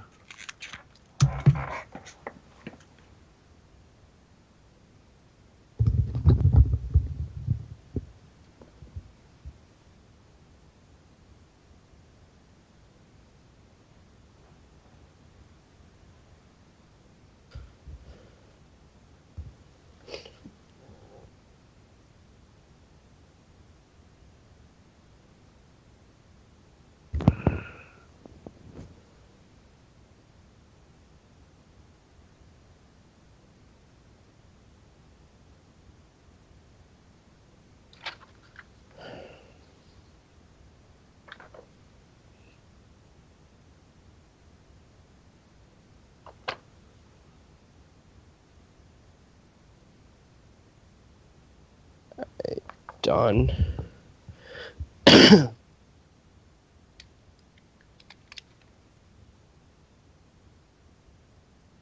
done.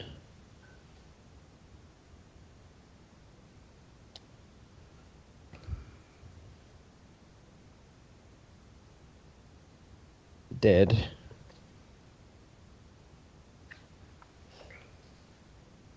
Results. Okay, done.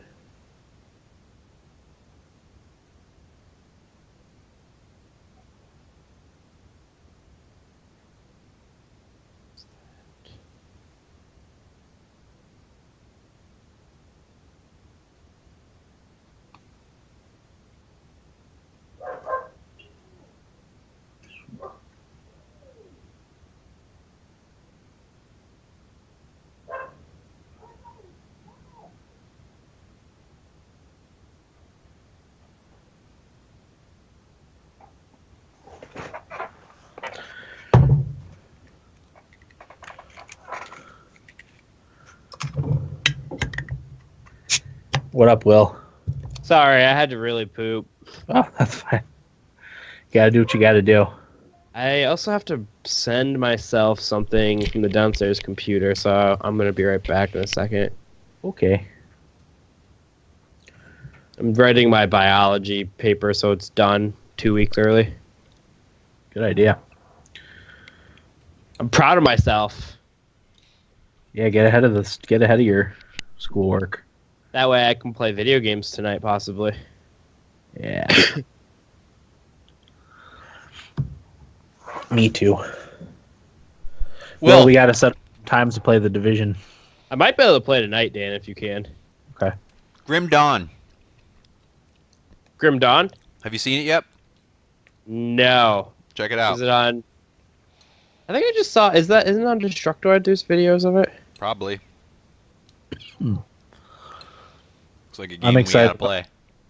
I'm excited about the new Humble Bundle because it's got Ashes of the Singularity. TS that I've been really wanting to play. $15.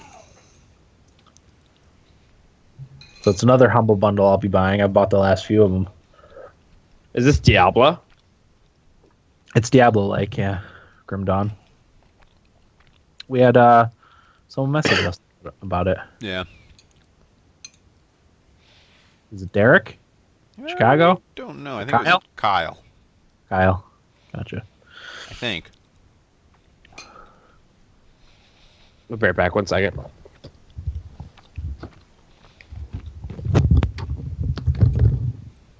Dan. Yo. What are your plans for this weekend?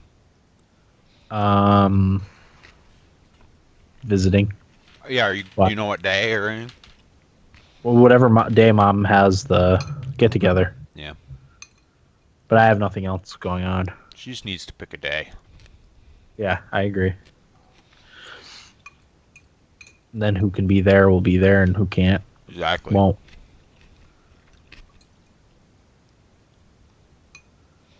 What are you eating?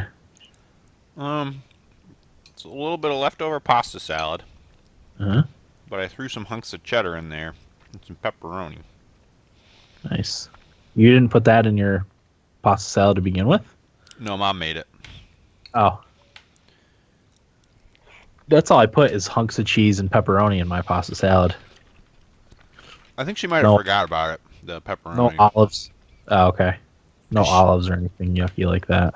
She brought it, but she just didn't put it in. Yeah. She left it here, so. Nice.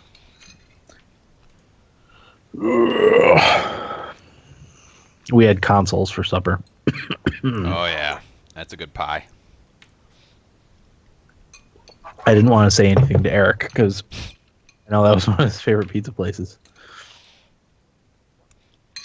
Yeah.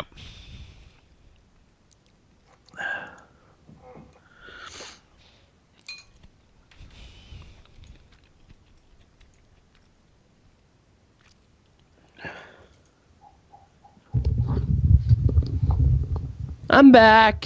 Hey, Yo. Will's back. Hi. What's up, Will? Nothing. Nothing. I think my paper is going to be done after this next section. Cool, man. Yeah.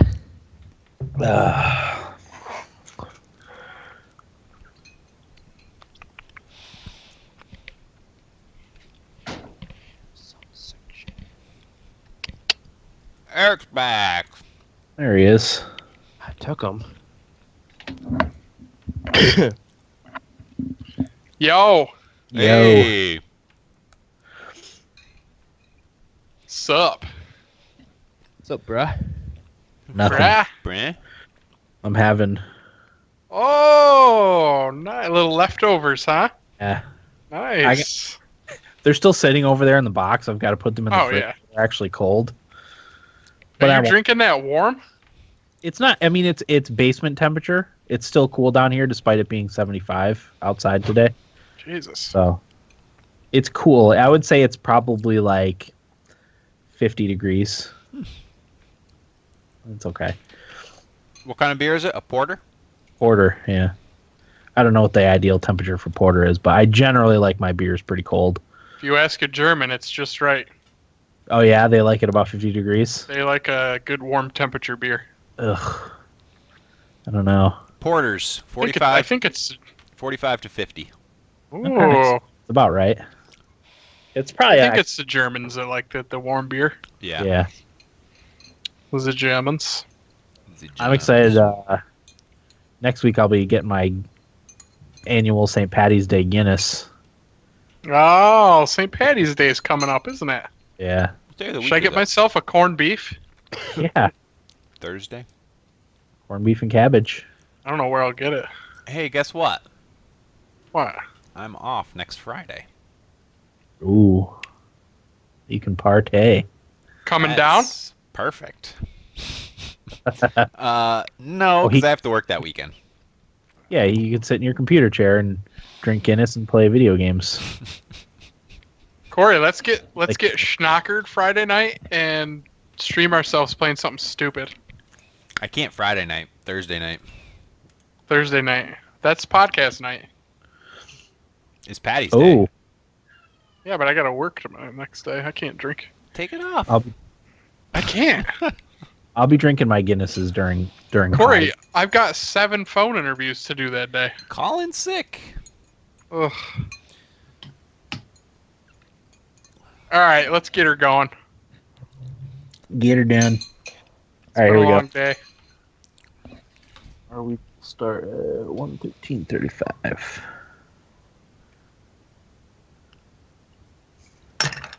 Okay, here we go. 5, 4, 3, 2, 1.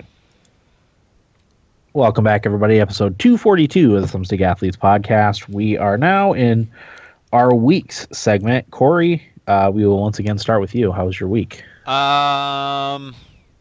Good. I got to meet my nephew in person for the first time. Yeah. Yeah. Yeah.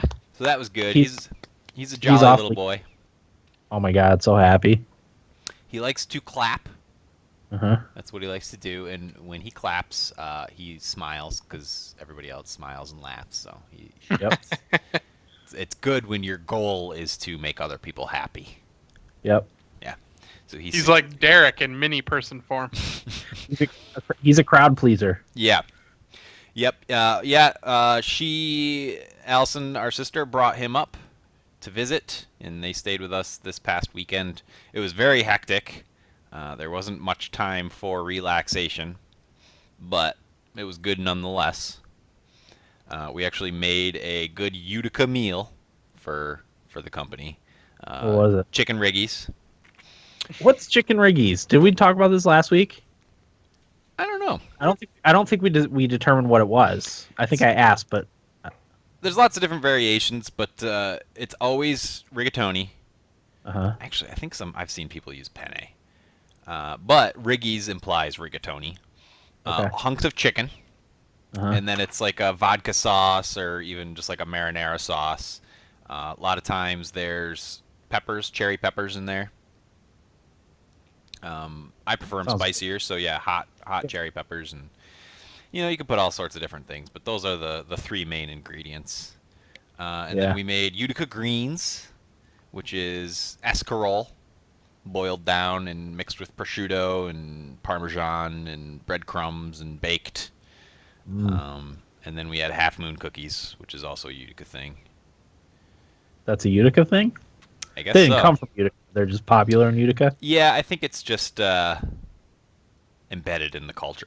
I don't think they came from here. The Uticans eat them up, Dan. Yeah, they love Half Moon cookies. Tomato pie is a Utica thing. Oh, really? We didn't have that, Huh. though. That would be a Utica thing. Is that that's like pizza without any cheese on it, right? Just sprinkled parm. Okay. Yeah. Sprinkled very lightly, right? Yeah. I've had that Yeah. before. It's good. It's one of those things you can just leave out forever and grab a slice, you know. I mean, I leave out regular pizza Oh, forever. God, yeah, weeks. Even if it's We- got pepperoni on it. We tried selling tomato pies at work. Really? They didn't go over very well, huh? Nah, Not enough Utica transplants. you're Well, right. that's like the people that take speedies elsewhere. Everyone's just like, Dan, don't spoil one of my topics, please. We're Oh. going to get into speedies. oh, okay, cool. I love talking about. Well, we'll get it. I love food. In case you didn't, Well, yeah, same here. I'm a food guy. Food's an easy topic. We're What just else? a bunch of foodies. Yeah. Yeah. I also finally got a new phone after not having one for about a week. What'd you get? I got the 6S. Welcome back, Okay. Corey. Yeah, it's nice having it. I'm not gonna lie, but I did kind of enjoy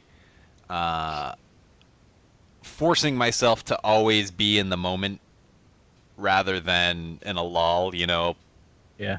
pulling out your phone just to distract yourself for a few seconds. Yep.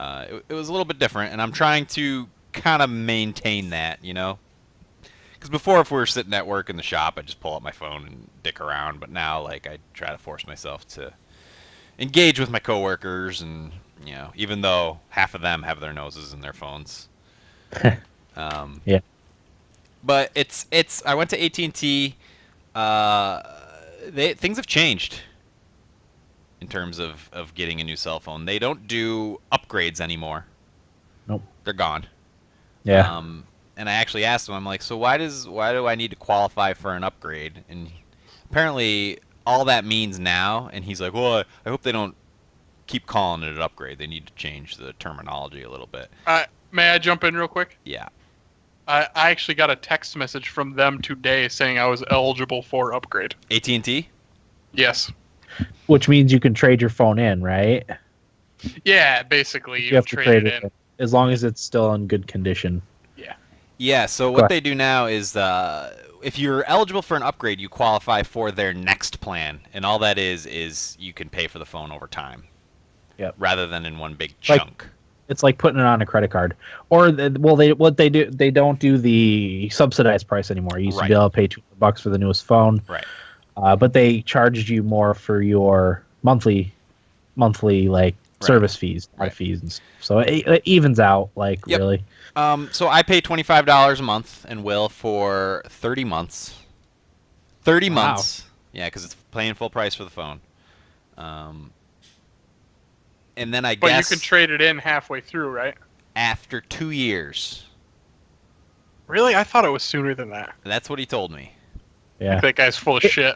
No, it depends on your plan. Like if you did the 24 months, I think you can trade it in after a year, or like if it's 18 months, you can trade it in after a year. If it's 20 months, you can trade it 24 months, you can trade it in after 16 or I didn't 18. get that option. Okay, yeah, when we got it, we could extend the months however long you wanted. Like you could Yeah, do from same 1 here. year 1 year to like 3, I think was the top one. I probably And- would have done 1 year if I was given that option. I didn't know. It's a lot though. You would have had to pay like $60 a month for your phone. And I would have rather done that than. 20. Because the issue is like, my phones don't tend to last that long, and I don't want to just be on the hook for a phone that I don't even have after whatever amount of time. But I did invest in a life-proof case, $60. Wow. But I think it's worth it considering how hard I am on cell phones, and the Apple Yeah. phones are very soft anyway. So What brand case is it? life-proof. I was thought always when you said life proof, you were like making kind of a joke. literally no, like no. That's actually the name. Yep. I was always surprised, Corey, to hear like every time you broke your phone or dropped it in something. I'm like, jeepers. Yeah, going on? I'm clumsy. There's no doubt about that. And the last time I had a really good case, it was an OtterBox for I think my first iPhone. Yeah, it That was the thing- Defender. Yeah, that thing was great. Like Yeah. I beat the hell out of that, and it didn't bother my phone. It wasn't until I took it out of the case to be more stylish that I had issues. It's I've got an OtterBox now, and it's been awesome. Yeah, they're good. They're good cases. LifeProof is the I always go to the Buy It for Life subreddit when I'm trying to find these things, and that's the one they said they guarantee the case for you. So if there's ever an issue with your case, you just send it back to them. And my cousin actually said that they guarantee your phone too, up to a certain point. So if it's in the case, As long as you don't drop off a cliff or throw it in the ocean. yeah, I don't know how you prove that. Yeah. But it's waterproof up to like 10 meters Uh-huh. or something like that. But from what I read, they said don't test it. Yeah. It's okay if you spill water on it or if you drop it in the toilet and quickly pull it out, but don't take it in the pool with you. Yeah. Totally. Probably not a good idea, but I don't know. I felt like it was worth the investment, and it's a good phone. And I didn't think I'd be that impressed with the 3D touch, which is what the 6S has that the 6 didn't. Which is if you press harder, there's two different sensitivities of touch. It's like if you press on a link, you can quote unquote peek at it if you press really hard. If you press like the text message button harder than normal, then it'll give you like a quick bar where you can quickly select somebody. I actually find that stuff really handy, so I do like that. But other than that, I don't know. It's just good to have a phone again. You can play Hearthstone here and there. The biggest improvement in new phones over old phones is screen size. I go back to using the really small phone and I'm like, holy crap! I'm only 32 and I can't like read stuff on it, Yeah, I don't know. The 6 Plus, like that's too big for me. I'm with Corey on that. The 6 is perfect. Well, Yeah. I'm talking about the like if you were to compare like the 4S to the 6S. Oh yeah. Like how much smaller the 4S is, oh yeah. it's too small. It's like not usable. Yeah, I'm with you on that. I thought the 5 was good. The 6, I think, is at the cusp. The 6 Plus is too big. Yeah. To me, it just comes down to like fitting in my pocket comfortably. Well, if you didn't wear skin tight jeans, Corey. Oh, Yeah. skinny jean boy. I don't wear skinny jeans. No, But you never have actually. yeah, they tried to offer me insurance. Leather pants. Get this, they tried to offer me insurance on the phone.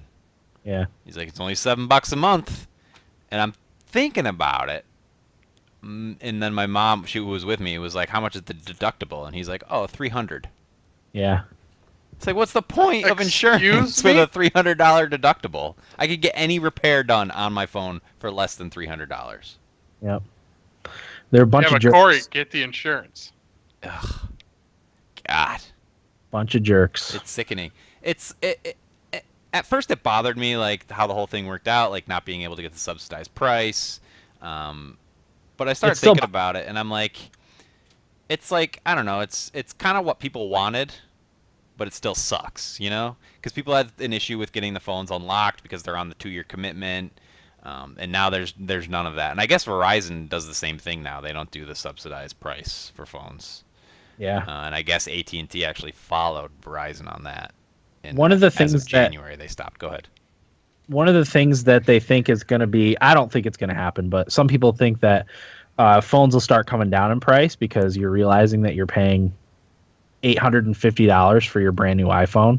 Yeah. And people actually see how ridiculous that is, but I don't have that same level of optimism. I think people are just going to pay it no matter what. Oh, absolutely. Yeah. Well, I don't know.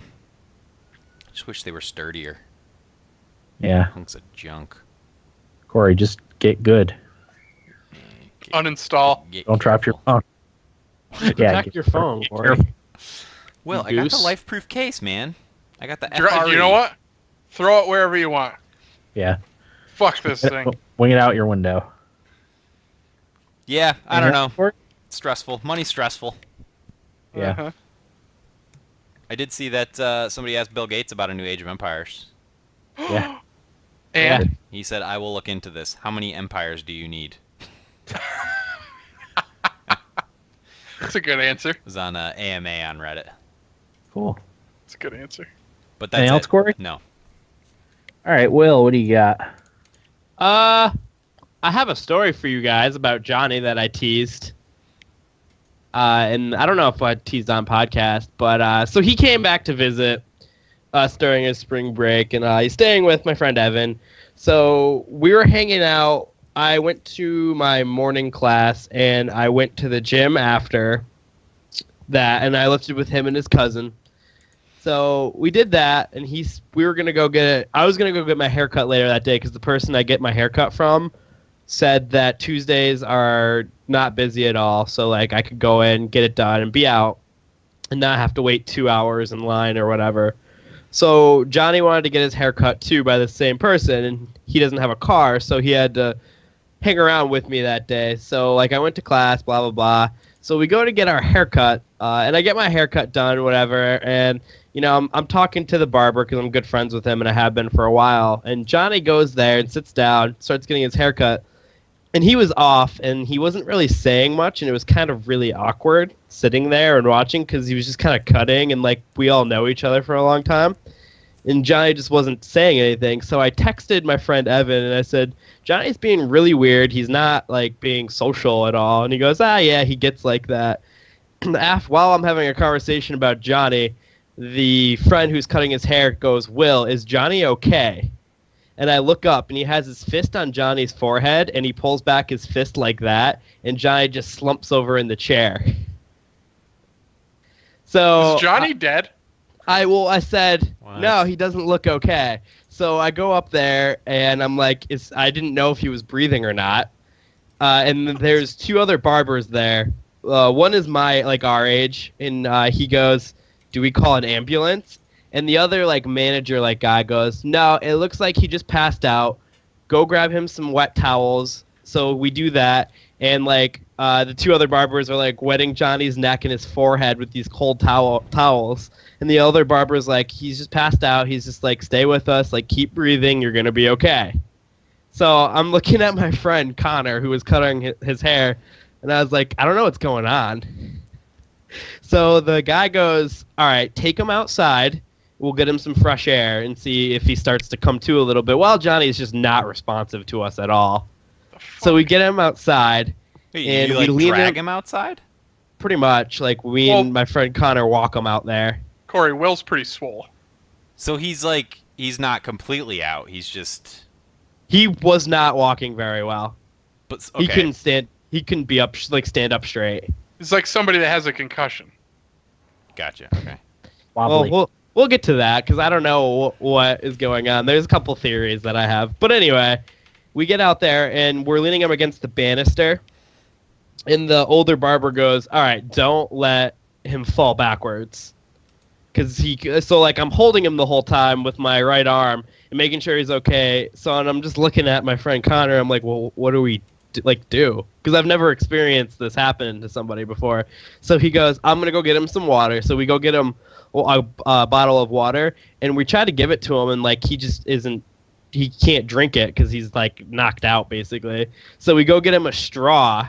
We go to my friend Connor goes to the next door place, which was Joey's Italian Ice. I don't know if you guys are familiar with that area at all. It's in Endicott. So he gets a straw, and we start getting him some water, and finally he snaps to a little bit.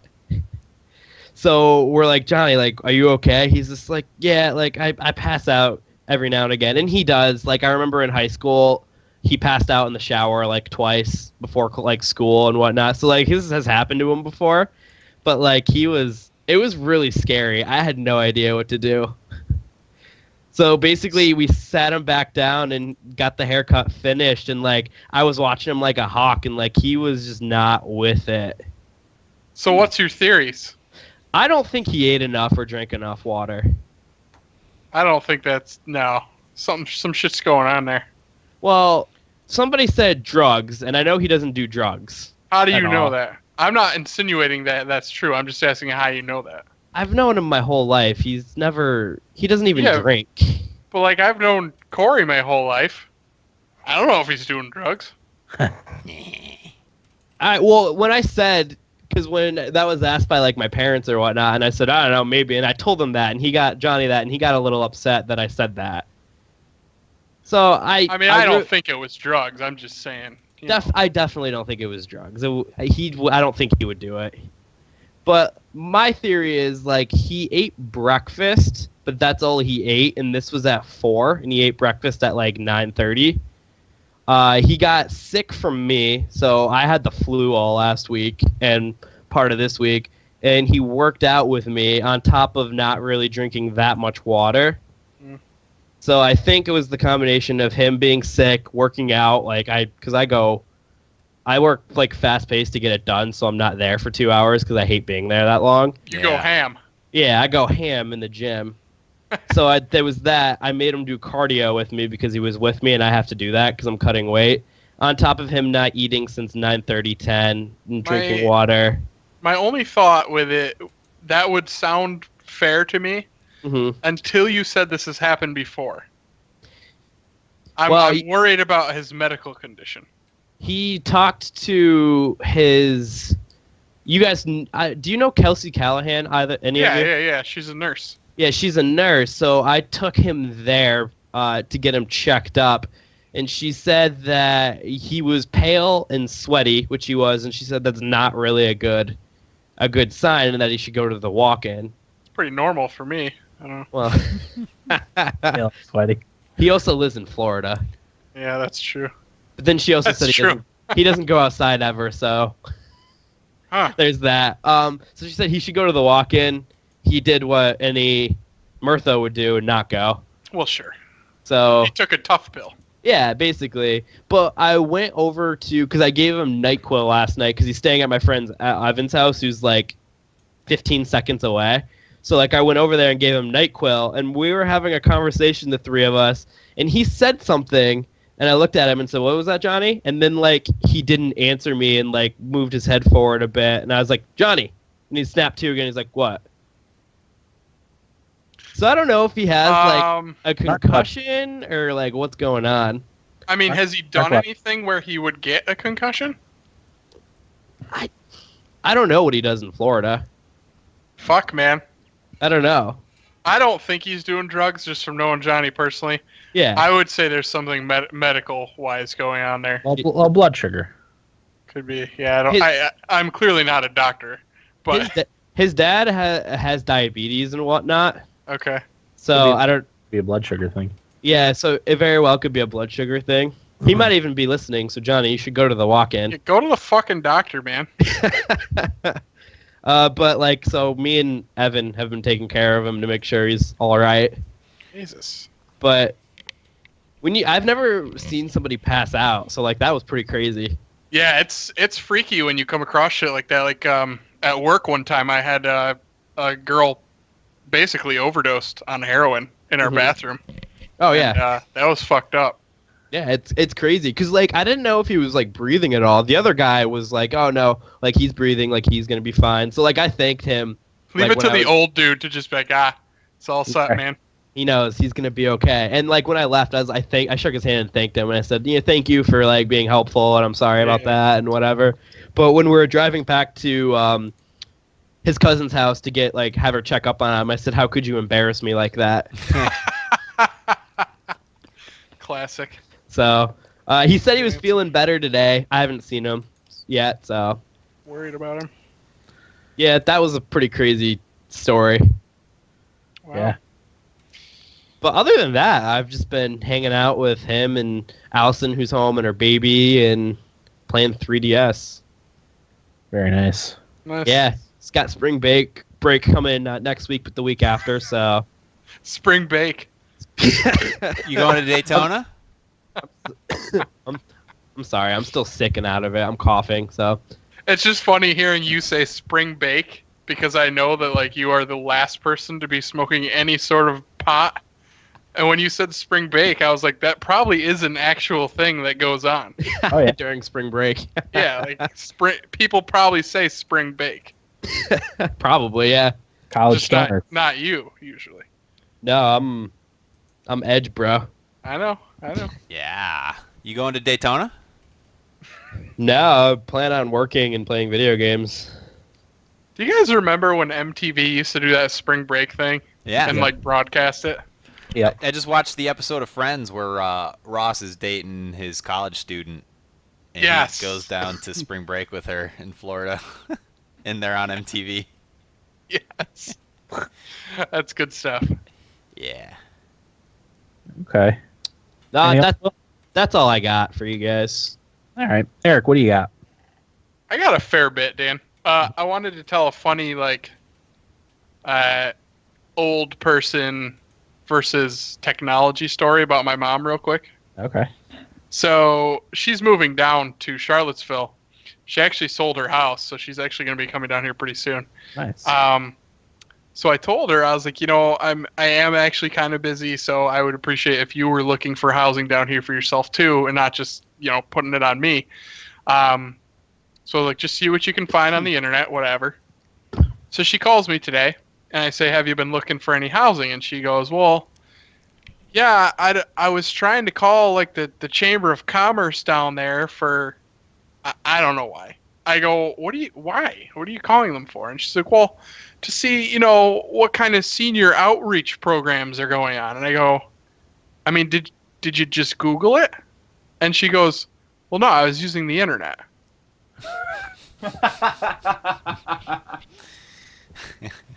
I got so frustrated for a second. And I was like, you know what? Let's let that one slide, Eric. Just let it go. And I go, I did look up a few places. I took the names of them down. Here's a list of like 7 places. Go online to google.com, type them in, and call them and see what's going on. So we'll see where that goes from here. Nice. I got a really good chuckle out of that. Yeah. I got out of the house and did a little socializing for the first time. The couple that we took over their apartment from that we kind of knew, I went out to dinner with them at a brewery down here. It's called the South Street Brewery. It was really good. I got a corned beef Reuben on special, only local beers, so I tried the Virginia Lager. And they also have a nice deal, $2 Tuesdays between 11 a.m. and 9 p.m., $2 beers. Wow. And it's all craft beer, none of that shitty stuff. Oh, man. Yeah. That's wonderful. Sometime I will take advantage of that. Weather was in the 80s today, 80s and sunny. Real nice. One of the things I'm super excited about, I have my wife and I have been talking about how we don't go to concerts partly because Binghamton sucked. Yeah.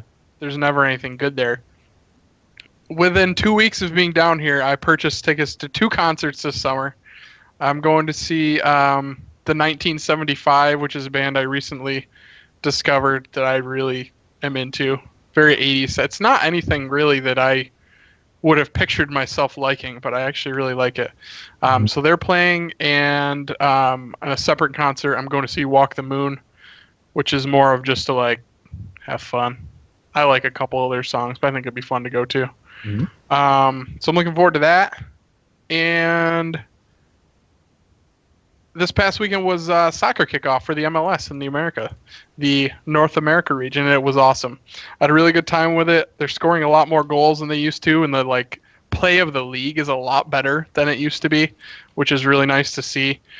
So I watched soccer pretty much the entire night, which kind of prevented me from playing more Stardew Valley. That sucks, but I was into it. Yeah. And also soccer-related, Arsenal played their biggest rival, Tottenham, in a huge game this past weekend. And I'll tell you what, it was the perfect game for somebody who is not into soccer in this country to watch, because it's a huge rivalry. So, it had that. The atmosphere was fucking awesome.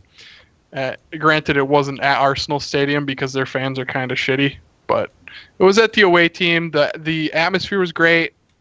It had 4 goals, 2 comebacks from either team.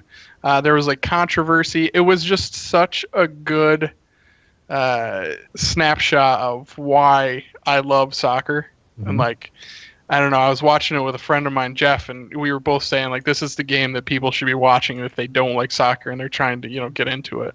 But it ended up 2-2. It was a really good game. And I did want to give an update on the potluck situation. Yeah. Which is coming up next Monday. So on Corey's recommendation, I am going to bring chicken speedies, which is a staple from back home. I figure it's from back home. Might as well bring something from back there. So I ordered a case of Lupo's Speedy Marinade. Nice. I got the 4-pack, so I got a couple lemon garlic. I got the original and a barbecue. Good stuff. Yeah, so that's what I'll be taking. Put my name on the board. So decided not to go with the can of French onion soup. Are you doing just speedies, or that would work? Are you doing the Italian bread or sub rolls? Are you?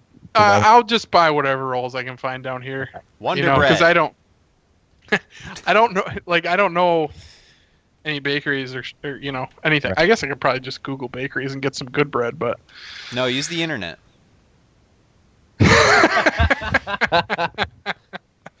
I'll call the Chamber of Commerce and see what they have to say.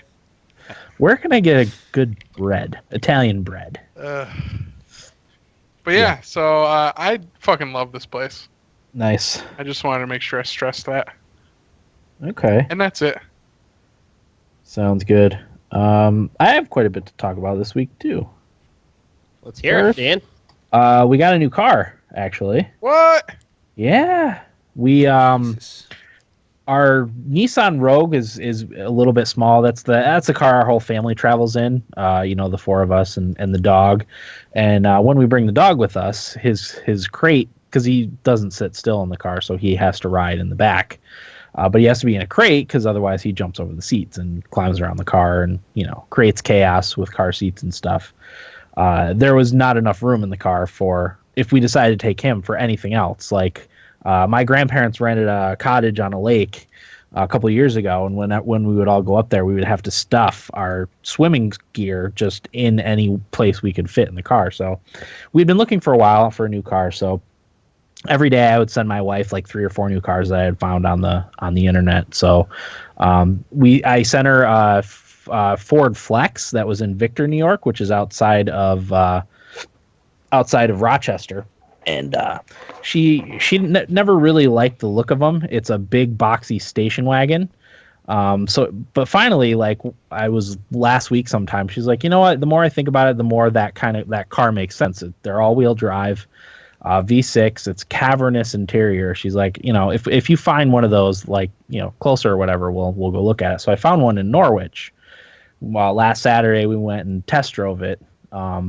Drives like a cloud. So I'm sorry, what kind is it, Dan? Ford Flex. It's a 2011 Ford Flex. It's a giant square station wagon that I love. Because the other kind of cars we were looking at is like a Jeep Commander, which is a square SUV, and a Honda Pilot, which is a square-ish SUV. Oh, yeah, I've seen that. What year? Ford? What year, Dan? It's a 2011. So yeah, Monday we didn't buy it right away because we wanted to make sure we were going to get good trade-in value for our Nissan Rogue. So on Tuesday was as soon as we could take it in. They gave us like $1,200 or $1,500 over Kelly Blue Book value for our trade-in. Nice. The car that we bought was well under market value, so they gave us a 3-year, 36,000 mile warranty on it. So we made out pretty well. We go pick it up tomorrow. What color? It's white, which I didn't love, but it's fine. It's more about the space and the inside. Yeah, whatever. Yeah, and that's gonna be my car that I drive too, which is also nice because my wife got our Fit when we bought that our brand new car. So so I spent all day Sunday cleaning out the old car. It had a ton of dog fur in it that I had to clean out of every nook and cranny, and it was cold that day, but I took it to the car wash and washed it off, and yeah, they give us good trade-in value for it. Dan, so it's safe to say I can start calling you a soccer dad. Yeah, soccer. We didn't want to go for the minivans. It's minivan-ish, but it's more of a station wagon. Yeah, it doesn't look like a minivan. No, but a lot of the minivans didn't do that well on crash tests because I did all my research. Of course, yeah. The minivans that we were looking at didn't do that well on crash tests, and it's a minivan. I never really wanted to have a minivan. So if I was to send you like a package of those stick figure people to put on the back, would you do it? Sure. I want you to. So bad. For the sports ones, it would I would just have a game controller. See, that would be awesome if you could actually find that. I'm sure that it's out there somewhere. Because I don't know know that my kids are going to play any sports. Max doesn't have any interest in sports. Danny told me he was going to play for the Predators yesterday. That's what he says, and then we try to get him to watch hockey, and he's like, You calling him a liar, Dan? Well, he tries to be a crowd pleaser too. Okay. Well, what about Marlo? She's a little more interested in sports than. What sport would you think she would play? Hockey, because that's what we watch mostly. Pretty much every night we have a game on. But she likes watching football too, because that's what we have on. Oh. But yeah, we'll see. So yeah, new car.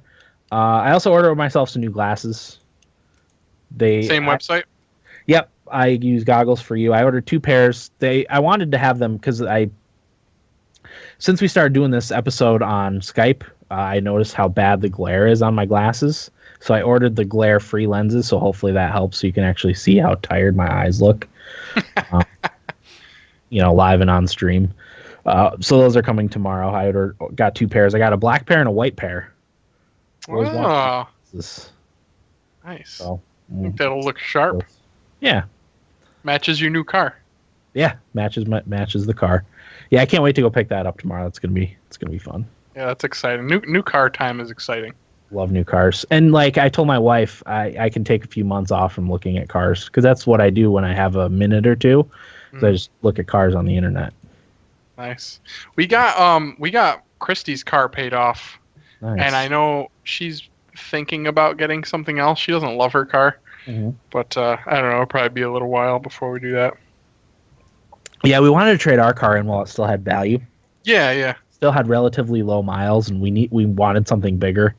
Mm-hmm. But that one was paid off too, which is awesome having the car paid off. Absolutely. Because car payment's hefty.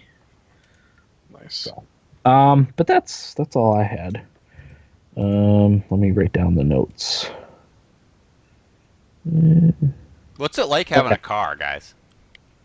Great. I love cars. Yeah. All right. I enjoy it. Yeah, you haven't had a car in quite a while, huh, Corey? 4 years. There's nothing wrong with that. They are a money sink, even if you don't have any mechanical troubles. Yeah. So, yeah, one of the websites I go to for my car information is called carcomplaints.com. And I noticed this trend when we were shopping for when we got our Fit, but also with this one. A lot of times you'll find a car that you like, and you'll see a model year that's like cheaper than all the others. But if you do any research on it, it's usually like a really bad model year. Like we looked at a 2013 Toyota Highlander because it had the third row seating. And that was a really bad model year for 2013 for Toyota Highlanders. What was the reason for the bad year? Any range. Like the website will compile both user complaints and national highway traffic and safety, whatever complaints, and it'll list the highest ones. Like the one for our we had a 2008 Nissan Rogue, and the most common complaint for it was transmission failure. Which that's you don't want that. No, that's a $3,000 car repair. The most common one for the car we bought was gas gauge breaking. It's like, that's fine. That's annoying, but it's not a transmission failure. So I didn't look up the specific reason, but a lot of times it's just stupid stuff. Like there's a lot of complaints for our 2015 Honda Fit, but it's people don't like the seats. So there's a lot of complaints for it, but you have to see what the complaints are. I happen to love the seats in that car, but a lot of people didn't. Heavier people didn't. Thought the seats were uncomfortable. What are you trying to say, Dan? I'm heavy, and I'm fat. Perfectly comfortable in those seats. But anyway, yeah. Shall we get into what we played? Sure. All right. Sure. Let's Let's start with the Division since we teased that earlier on, and that's kind of the new thing this week. Eric, we'll start with you. I know you played a little bit more than I did in the Division. Yeah, I'm almost up to 4 hours, Dan. Playing on Xbox One. So I got home, and I knew that there was going to be like a tutorial kind of area in the beginning, so I actually did play that part by myself because I wanted to be able to get into the Dark Zone last night, which I ended up not being able to do. You have to unlock that, right? I think so. I think you have to do a certain amount of story stuff first. Okay. So yeah, anyway, I played through the opening sequence or whatever, got back to where the beta started. Mm-hmm. And like I said, I played through long enough to unlock the doctor, but I did I don't know, probably I want to say I played an hour with Jeff. Mm-hmm. After he got to Manhattan. We did a few side quests. We went and got the doctor from Madison Square Garden, which was pretty cool. The game is really fun when you're playing with people. Mm-hmm. You know, that's really it. That's the long and short of it. Is it's really fun when you're playing with people. I like the finding a new piece of loot is always very satisfying. Like when you kill somebody and like a green piece of loot drops, you're like, oh shit, that's some green loot right there. Mm-hmm. Like it's always very satisfying. And like we actually did run up against some tougher bosses, which that makes it more fun because a lot of just the normal guys you run into, the thugs, they're so easy. It's just kind of stupid. Yeah, exactly. I like the guys that run at you with baseball bats, unless they surprise you from behind, like you just mow them down because they just run at you. But it's nice when you run into a boss. Right before I got off last night, we were going to do a mission, and we went down this alley, and we ran into some thugs all of a sudden, and I didn't realize there was a boss with them, and we were trying to sneak up on him. So I took cover along a fence, and I went around the corner and just opened fire. Well, damned if there wasn't a really tough boss there, and they just killed me immediately because I hit the wrong button and jumped over the fence right into them instead of going around the corner for cover. Oh, boy. Yeah, but I like the cover system a lot. I think it's really well done. Yeah, I felt like it didn't work as well in the beta that I played, but in the closed beta, the open beta, it was a little bit better, and I feel like now on launch it's even better. I don't get stuck on stuff anymore, and I really like. For me, I'm using keyboard and mouse, so like if you see another piece of cover in the distance, all I have to do is hold down spacebar, and my guy will run to that next piece of cover and kind of stay hidden. Which I really like that about it too. You don't have to like back yourself out of cover and rotate around and then go. Yep. You just hold spacebar and your guy will run right there. Works really well. It's been pretty smooth so far. I think I liked the keyboard and mouse better for this game than I do the controller. Okay. Because I played the beta on PC. I don't know why. It felt like a little smoother to me, I guess. What was I gonna say? Customizing the weapons and putting mods on them is really cool. Not only because you are customizing it and upgrading it, but it's also cool because you can actually see it, like hanging off your backpack. So I had my automatic rifle on my backpack. I think it was a police M4 or something. Mm-hmm. And when I was changing the pieces off it, some of them were different colors, and you can actually see that happening, which I thought was really cool. Yeah. And like when I put an extra grip on the front of my gun, my guy is now carrying that a different way. And I don't know why, but that stuck out to me. It's just like you can actually see what you're doing paying dividends. You know what I mean? The little details. Yeah. And again, the snow was awesome. Yeah. Yeah. It continues to be awesome. Yep. So yeah, I mean it's one of the more fun like multiplayer games that I've played. Yeah. But I will say again, it has no appeal to me playing by myself. Yeah. And I don't think there's a lot of meat there. Yeah. Unless you're super into the Dark Zone, which again, by yourself would, in my opinion, be kind of shitty. Right. I gotcha. Yeah, I started playing the Division Monday evening, actually, which I'm almost 100% sure the game hadn't launched yet. Some stores were selling it a couple days previous to the launch date. I had the PC version, which is digital, But I couldn't figure it out exactly because I was almost positive that the servers didn't launch until midnight on the 8th. But on Monday, I wanted to make sure like all my patches were up to date. So at like 7:30 on Monday night, I downloaded. I was like, oh, the patch is available. I'll download it now. That way, I don't have to worry about it. I can just start playing at midnight, whatever. So I downloaded the patch. I finished downloading it. Said play. I was like, I'll just I'll see if I can play. So sure enough, I hit play, and sure enough, a minute later, I was playing Division. What's going on? But I was telling Will, because I talked to him a little bit about it yesterday. The only thing I can think of is because I bought it from Green Man Gaming, and they have they get foreign codes and sell them here at a discounted rate. Maybe it was from a place that at that time it would have been launched, maybe. And there was just the confusion there with the regions. I don't know, but I'm almost positive you weren't supposed to be able to play it until whatever midnight. But yeah, Were there I a tried lot to of do other the same people thing playing actually. it? what's that? Did it let you know how many other people were playing, or no? Yeah, there was other people. I mean, it didn't let me know, but I saw other people in the game too. Okay. So I don't know.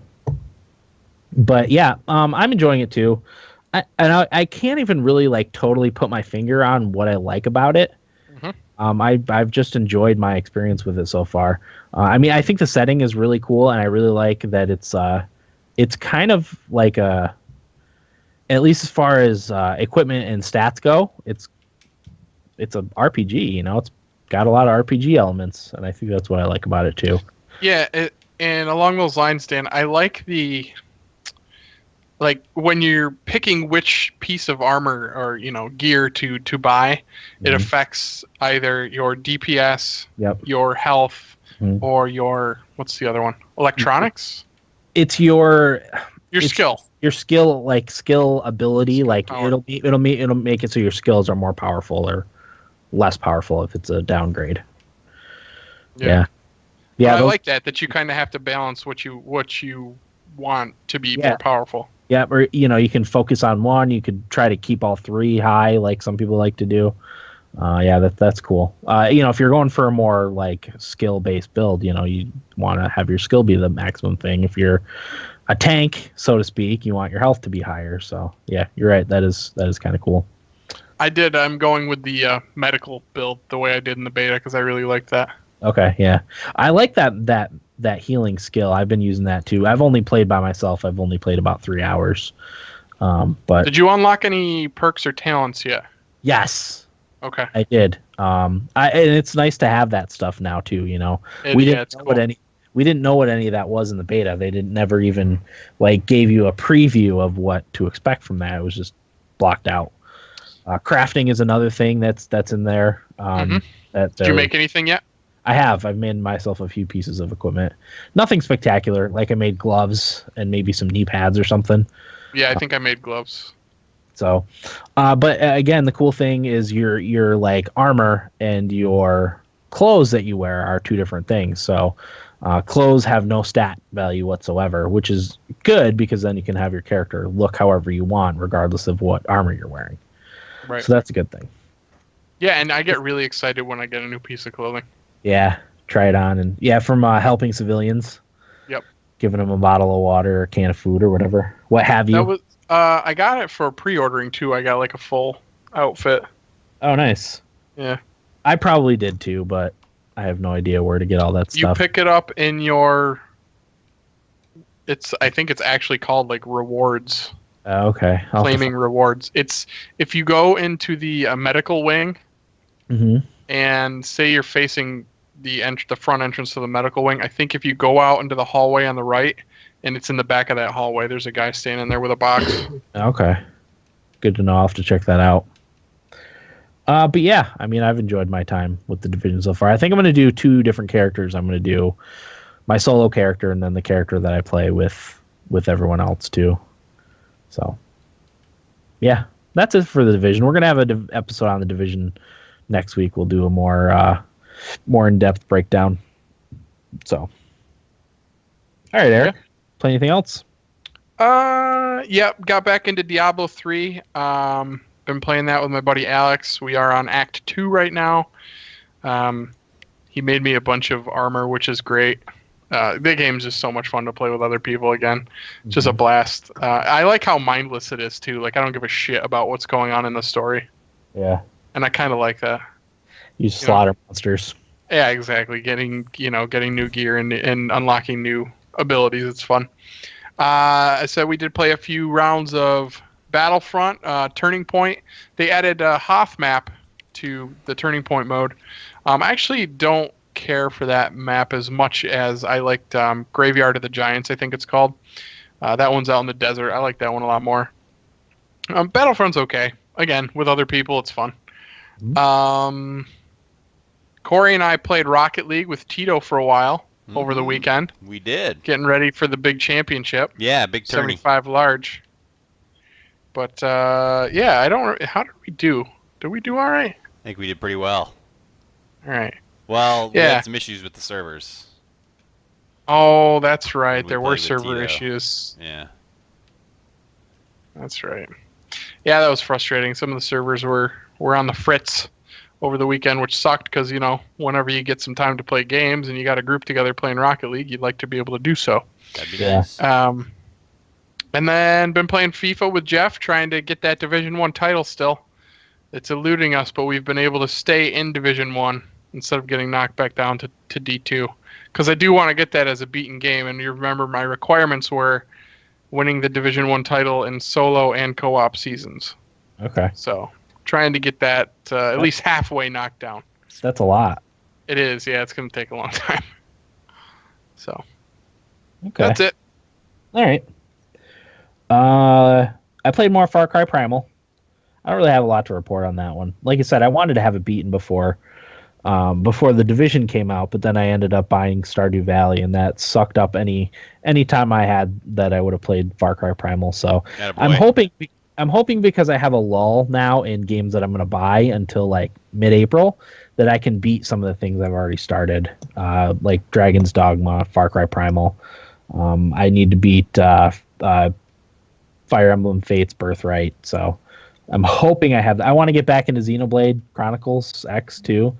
I haven't played that in probably 2 or 3 weeks, so ideally I'd like to have at least some of those games beaten by the time I get Dark Souls 3 and Bravely Default is coming out in the middle of April too. So but yeah, I mean I'm enjoying Far Cry Primal. It's not a great game. My opinion hasn't really changed on it. It's an average game, but it's fun. So there's that. I also started playing The Crew that I got as part of the Ubisoft Humble Bundle. It's a very Ubisoft game, but with like a car theme to it.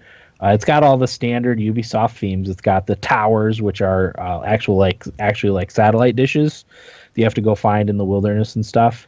But I've always liked those open world racing games where you upgrade your car. Like the Need for Speed games on the 360 I played a lot of. I do like that type of game, and this one's like even bigger with more things. So my current ride is a 2010, I think, Ford Focus RS, because I had a Ford Focus for like 13 years. So that's my ride. It's a fun game. I think it would be fun to play with friends, but it's fine by yourself too. Dan, I really wish you could play Forza Horizon 2. Yeah, I love that type of game. And then for like racing specific games, I like rally games, but I do really enjoy the open world racing games where you can kind of pick and choose what you want to do. That that newer rally racing game comes out the same day on console as Dark Souls. Yeah, it's supposed to be really good. Everything I've seen about it is very positive. So I think I'll get it at some point. I'll get it at some point. Dirt Rally. That's what it is. Yes. Yeah, I'll definitely get it at some point. I'd like to get a steering wheel. I'm not going to, but I would like to. How expensive are those things? To get anything decent, it's like $230. Oof. Yeah, you can get cheap ones, but it's a cheap one. It doesn't have the options. So I think like Logitech makes a pretty good one for like $220, maybe. Logitech, whatever. I was gonna say I've never heard it pronounced. I don't know. It could be Logitech. I say I use them both interchangeably. So Logitech. So there's that. I think that's, yeah. I like your logic, Dan. He's tough to bear at times. So that's all I have. Will, what do you got to talk about? What did I tease again? Oh yeah, Fire Emblem. Mm-hmm. So I've been doing Fire Emblem. I have like 30 hours into it at this point. But right now, I'm trying to get all of the kids from all the main characters, and I'm having a really hard time doing the fights without losing my best soldiers. Yeah. Like one of my best soldiers is Takumi, who is an archer. And when I send him in there, like for 99% of the game, like the hit accuracy on him is like, I don't know, 25%. And like they won't do very much damage if they hit. But now like all of a sudden the guys are like hitting him with like 25 damage at like 30% like every time. And it's really frustrating. Crit? Yeah, like the criticals are always really, really high too for it. And I'm like losing my best characters, so I keep restarting. So I haven't been making very much progress the last couple days. If you look on the 3DS, like the Wii U has a like activity log, and if you look in there, you can see how many hours you actually played Fire Emblem for, and that's all the time you spent, like even restarting battles. Which is let's see. You said activity log. Dan? Activity log, yeah, in this options menu. Will, have you ever tried putting someone else with him, like in support, not necessarily next to him? Yeah, I married him with, I think her name's Hannah.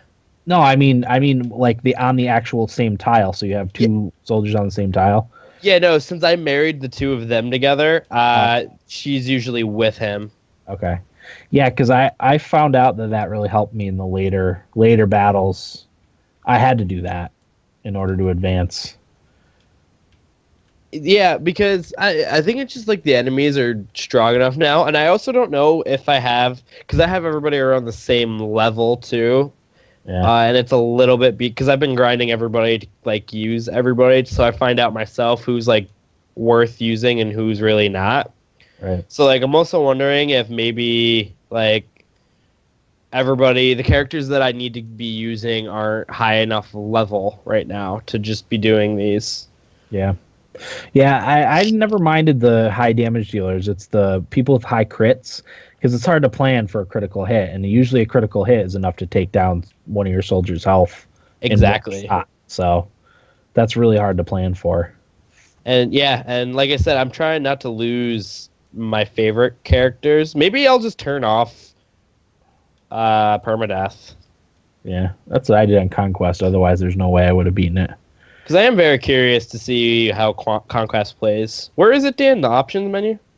It should be in your like menu activity log. Yeah, I've seen it before. I can't seem to find it now. All of a sudden, I'll keep looking for it. So, but Fire Emblem is still really, really good. The blowing into the microphone minigame's a little weird. Yeah. Yeah, because your partner spent a little too much time in the baths, in the bathhouse, so they need to be cooled off. So you blow into the microphone to blow on their face. Yeah, I'm not too into that. Kinky, strange. Yeah, it's a little strange, and also like when your wife's sleeping and you grab the stylus to rub her face to wake her up. Oh boy, that's also a little weird. And what else did they cut out of the North American version? I can't even imagine. It makes me wonder what was in the Japanese version that they didn't want us to play. Giant Bomb gave a pretty good description of what they left out. We talked about it on this podcast. A little bit. I don't remember specifically what it was, though. It was the gay curing scene. Oh, no, that's right. There was some sort of like petting mini game that they took out too. Because you know you're going to want to pet everybody. Well, I mean, yeah. But Fire Emblem is so good. And like I said, it's so convenient because like I can be hanging out with people and like playing. Yeah. I may not be paying. I mean, Dan, you've been here how many times within the last week, and I've just been sitting there playing Fire Emblem. Half paying attention. Kids will be running around, and like I'm not even cognizant of like the yelling. Well, at least you're doing something. I'm only half paying attention and just sitting there. So. Bring your 3DS. Oh, I should. So we can at least get some street passes. Yeah, we could battle. Also, Dan, you know how you said you raided my castle? Yeah. I didn't. Does your Corin have a scar, like across his eye? Okay, so it was you that raided me. I just didn't know it was you. Yep, it was my Conquest version, not my Birthright version. Yeah, it says what soldiers you used and everything. Oh, really? Yeah. I think you used. Actually, I can take a quick look and see if this is accurate. Probably my standard. Let's see. Check strength. Did you use Elise, Arthur, Effie, Odin, Niles, Nyx, Azura, Camila, and Selena? Yeah, that sounds right. Yeah. So that's pretty cool that I can find out like what you used to beat me. Yeah. Like I said, you at that point you were way underleveled for my Conquest party. Yeah, like I said, I'm still trying to figure out who's good, I guess. I think I have generally a pretty good idea because the characters who were good in the beginning kind of like leveled out. Like Kaz is an example. Kaz is not as effective late game as he was in the beginning. So, yeah. Other than that, I've been playing a ton of Smash Brothers. And this reminds me, are we going to do our revisited top 10 games of the year this year? Top 10 games of all time? Yeah. When we hit our 300th episode, it'll be next year. That's when we do. I couldn't remember if we did that yearly or... It'll be revisited for the big 300. Yeah. The big 300. Oh. I remembered something. I played Twilight Princess. Oh, that came out, didn't it? Yes, it did. I forgot about that completely. I might get that. As I said, this is my favorite Zelda, so I've only played like an hour and a half, but I love it. My only complaint is the horse controls. My lord, have they come a long way in gaming? Oh, no. Yeah. Don't say that. That would literally make me not get it. It's pretty tough. I don't know if it's because I'm not used to it yet. But I gotta definitely work on that. Will, did you ever get to play with D-Horse on Metal Gear 5? No. I didn't get that far in Metal Gear before stuff started coming out. Metal Gear's really good. You should maybe revisit it over the summer. That's what I'm going to try and play, like a lot of my stuff, because I got to get back to a lot of the things that I missed last year that I wanted to play. Yeah. But Twilight Princess is so good. As I said, it's my favorite Zelda game. I don't care what anybody says on the hate side of it. I think it's awesome. Yeah. Okay. And like I said, we've been playing a lot of a lot of Smash Brothers. Nice. That's it for me, Dan. Okay. Corey. Nope. What do you got for us? Nil. Nothing? None. Oh, yeah, you only played Stardew Valley. Yep. Okay. Not that there's anything wrong with that, because I happen to love Stardew Valley. All right. Feedback. Just one piece, Dan. 14. Okay. I know Valerie said she wanted to write us in about Stardew Valley. So hopefully we hear from her next week. I want to hear her thoughts on Stardew Valley. She did say she's addicted, though. We can confirm addiction. Totally. I'm there. If it was on the 3DS, I probably would never stop playing it. That's how addicting it is. All right. This is from Tito NLA, who says, bought the Division when my cousin let me know he and his friends were getting it. I used to play Modern Warfare 2 with them on Xbox 360 back in the day, so I bought it midnight for Xbox One. Next morning before work, I played a little bit of the game and was super disappointed with the character creator. I agree with that. The character creator was pretty poor. It was poor. I was looking forward to making something a little more in depth for once. Yeah. I usually don't. Right. But like what they had set up and the ease of doing it was pretty nice. Yep. But there just wasn't enough. There was like 4 options for every choice, not very much. In their defense, like for the most part, your character's wearing like a hat and a jacket and pants and a backpack. Like, I'm with you, Tito. I wish they had a better character creator, but you're also constantly, in a ton of equipment. Next morning, before I tried playing yesterday, and I couldn't log in, which was fine. I just booted up Netflix and started watching episodes of season 4 of House of Cards. I expect logging on to be a problem with this type of game, but overall, the excitement has quickly dwindled. Hopefully, I will get more time to play with Eric or my cousin and old friends, but the Division is on the cusp of getting returned to GameStop since I bought a physical copy. Let's game this weekend, y'all. Rocket League or the Division doesn't matter to me. So, one thing I forgot to mention with the Division, and once again I have to give Ubisoft credit. It ran perfectly on my computer from the very instant I booted it up. I've got to compliment them for that. That's 3 games in a row. Ubisoft, Assassin's Syndicate, Far Cry Primal, and the Division all ran perfectly from the very instant I started them. So I do have to compliment them on that. I had probably three times where it got fairly laggy. Mm-hmm. And my bullets weren't firing when I actually fired them. Is that internet lag? I don't think so. I think it was server issues. Well, yeah. But no, other than that, it ran well for me. Yeah. But Tito, we're gonna play this weekend, for sure. Play something, right? Division. I want to play the Division this weekend. Yeah, to talk about it for next week's episode. I could probably be talked into some Rocket League too. What? No. Was it Jake that someone tweeted us the SpongeBob SquarePants meme when someone asked you to play Rocket League and it's SpongeBob coming through like a wall or something with a big smile on his face? Yeah, I think that was Jake. That's perfect. That is perfect. Question of the month, still the same thing, right? What was it? The superhero? Oh, yeah. Decide what we were going to do that? Corey. I'm listening. Is that still accurate? I'm falling asleep. What? Question of the month. Oh, yeah. Yeah, I think so. Jake didn't send us another one anyway, so. Right. Yes. Okay. Any other thoughts? Questions? No, I don't think so, Dan. Looking forward to doing some gaming this week. Oh, my furniture's being delivered this weekend, so I'll have a couch. Nice. I will finally have a couch to play games on. Beautiful. So, looking forward to playing Division this weekend. Oh, and getting the Steam link tomorrow, so I can report on that next week. Beautiful. How's your computer chair? Is it comfortable? Oh, it's great. Yeah, it's perfect. Okay, good. It was easy to put together. It's great. Nice. It's easily the most comfortable piece of furniture I have here. Okay, good. That's not a bed. Yeah, right. Until tomorrow when you get your couch. Yeah. Yeah, I've talked about this before, but I've taken to watching TV and playing the Wii U from my computer chair because my couches are so horrible.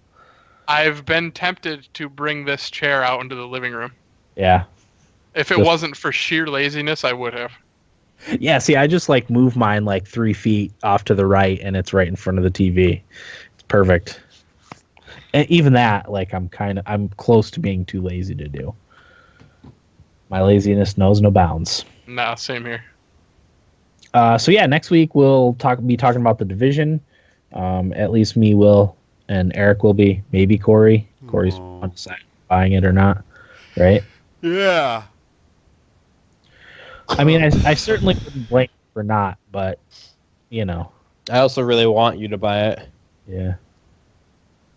I'd like to. Yep. Corey, if you get it on PC, I'll probably end up getting it too. Yeah.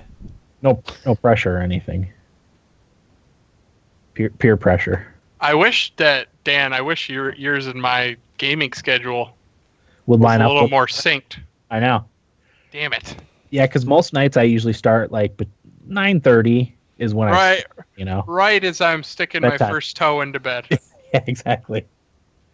Because I'm always willing to play something online, but it's just not at night.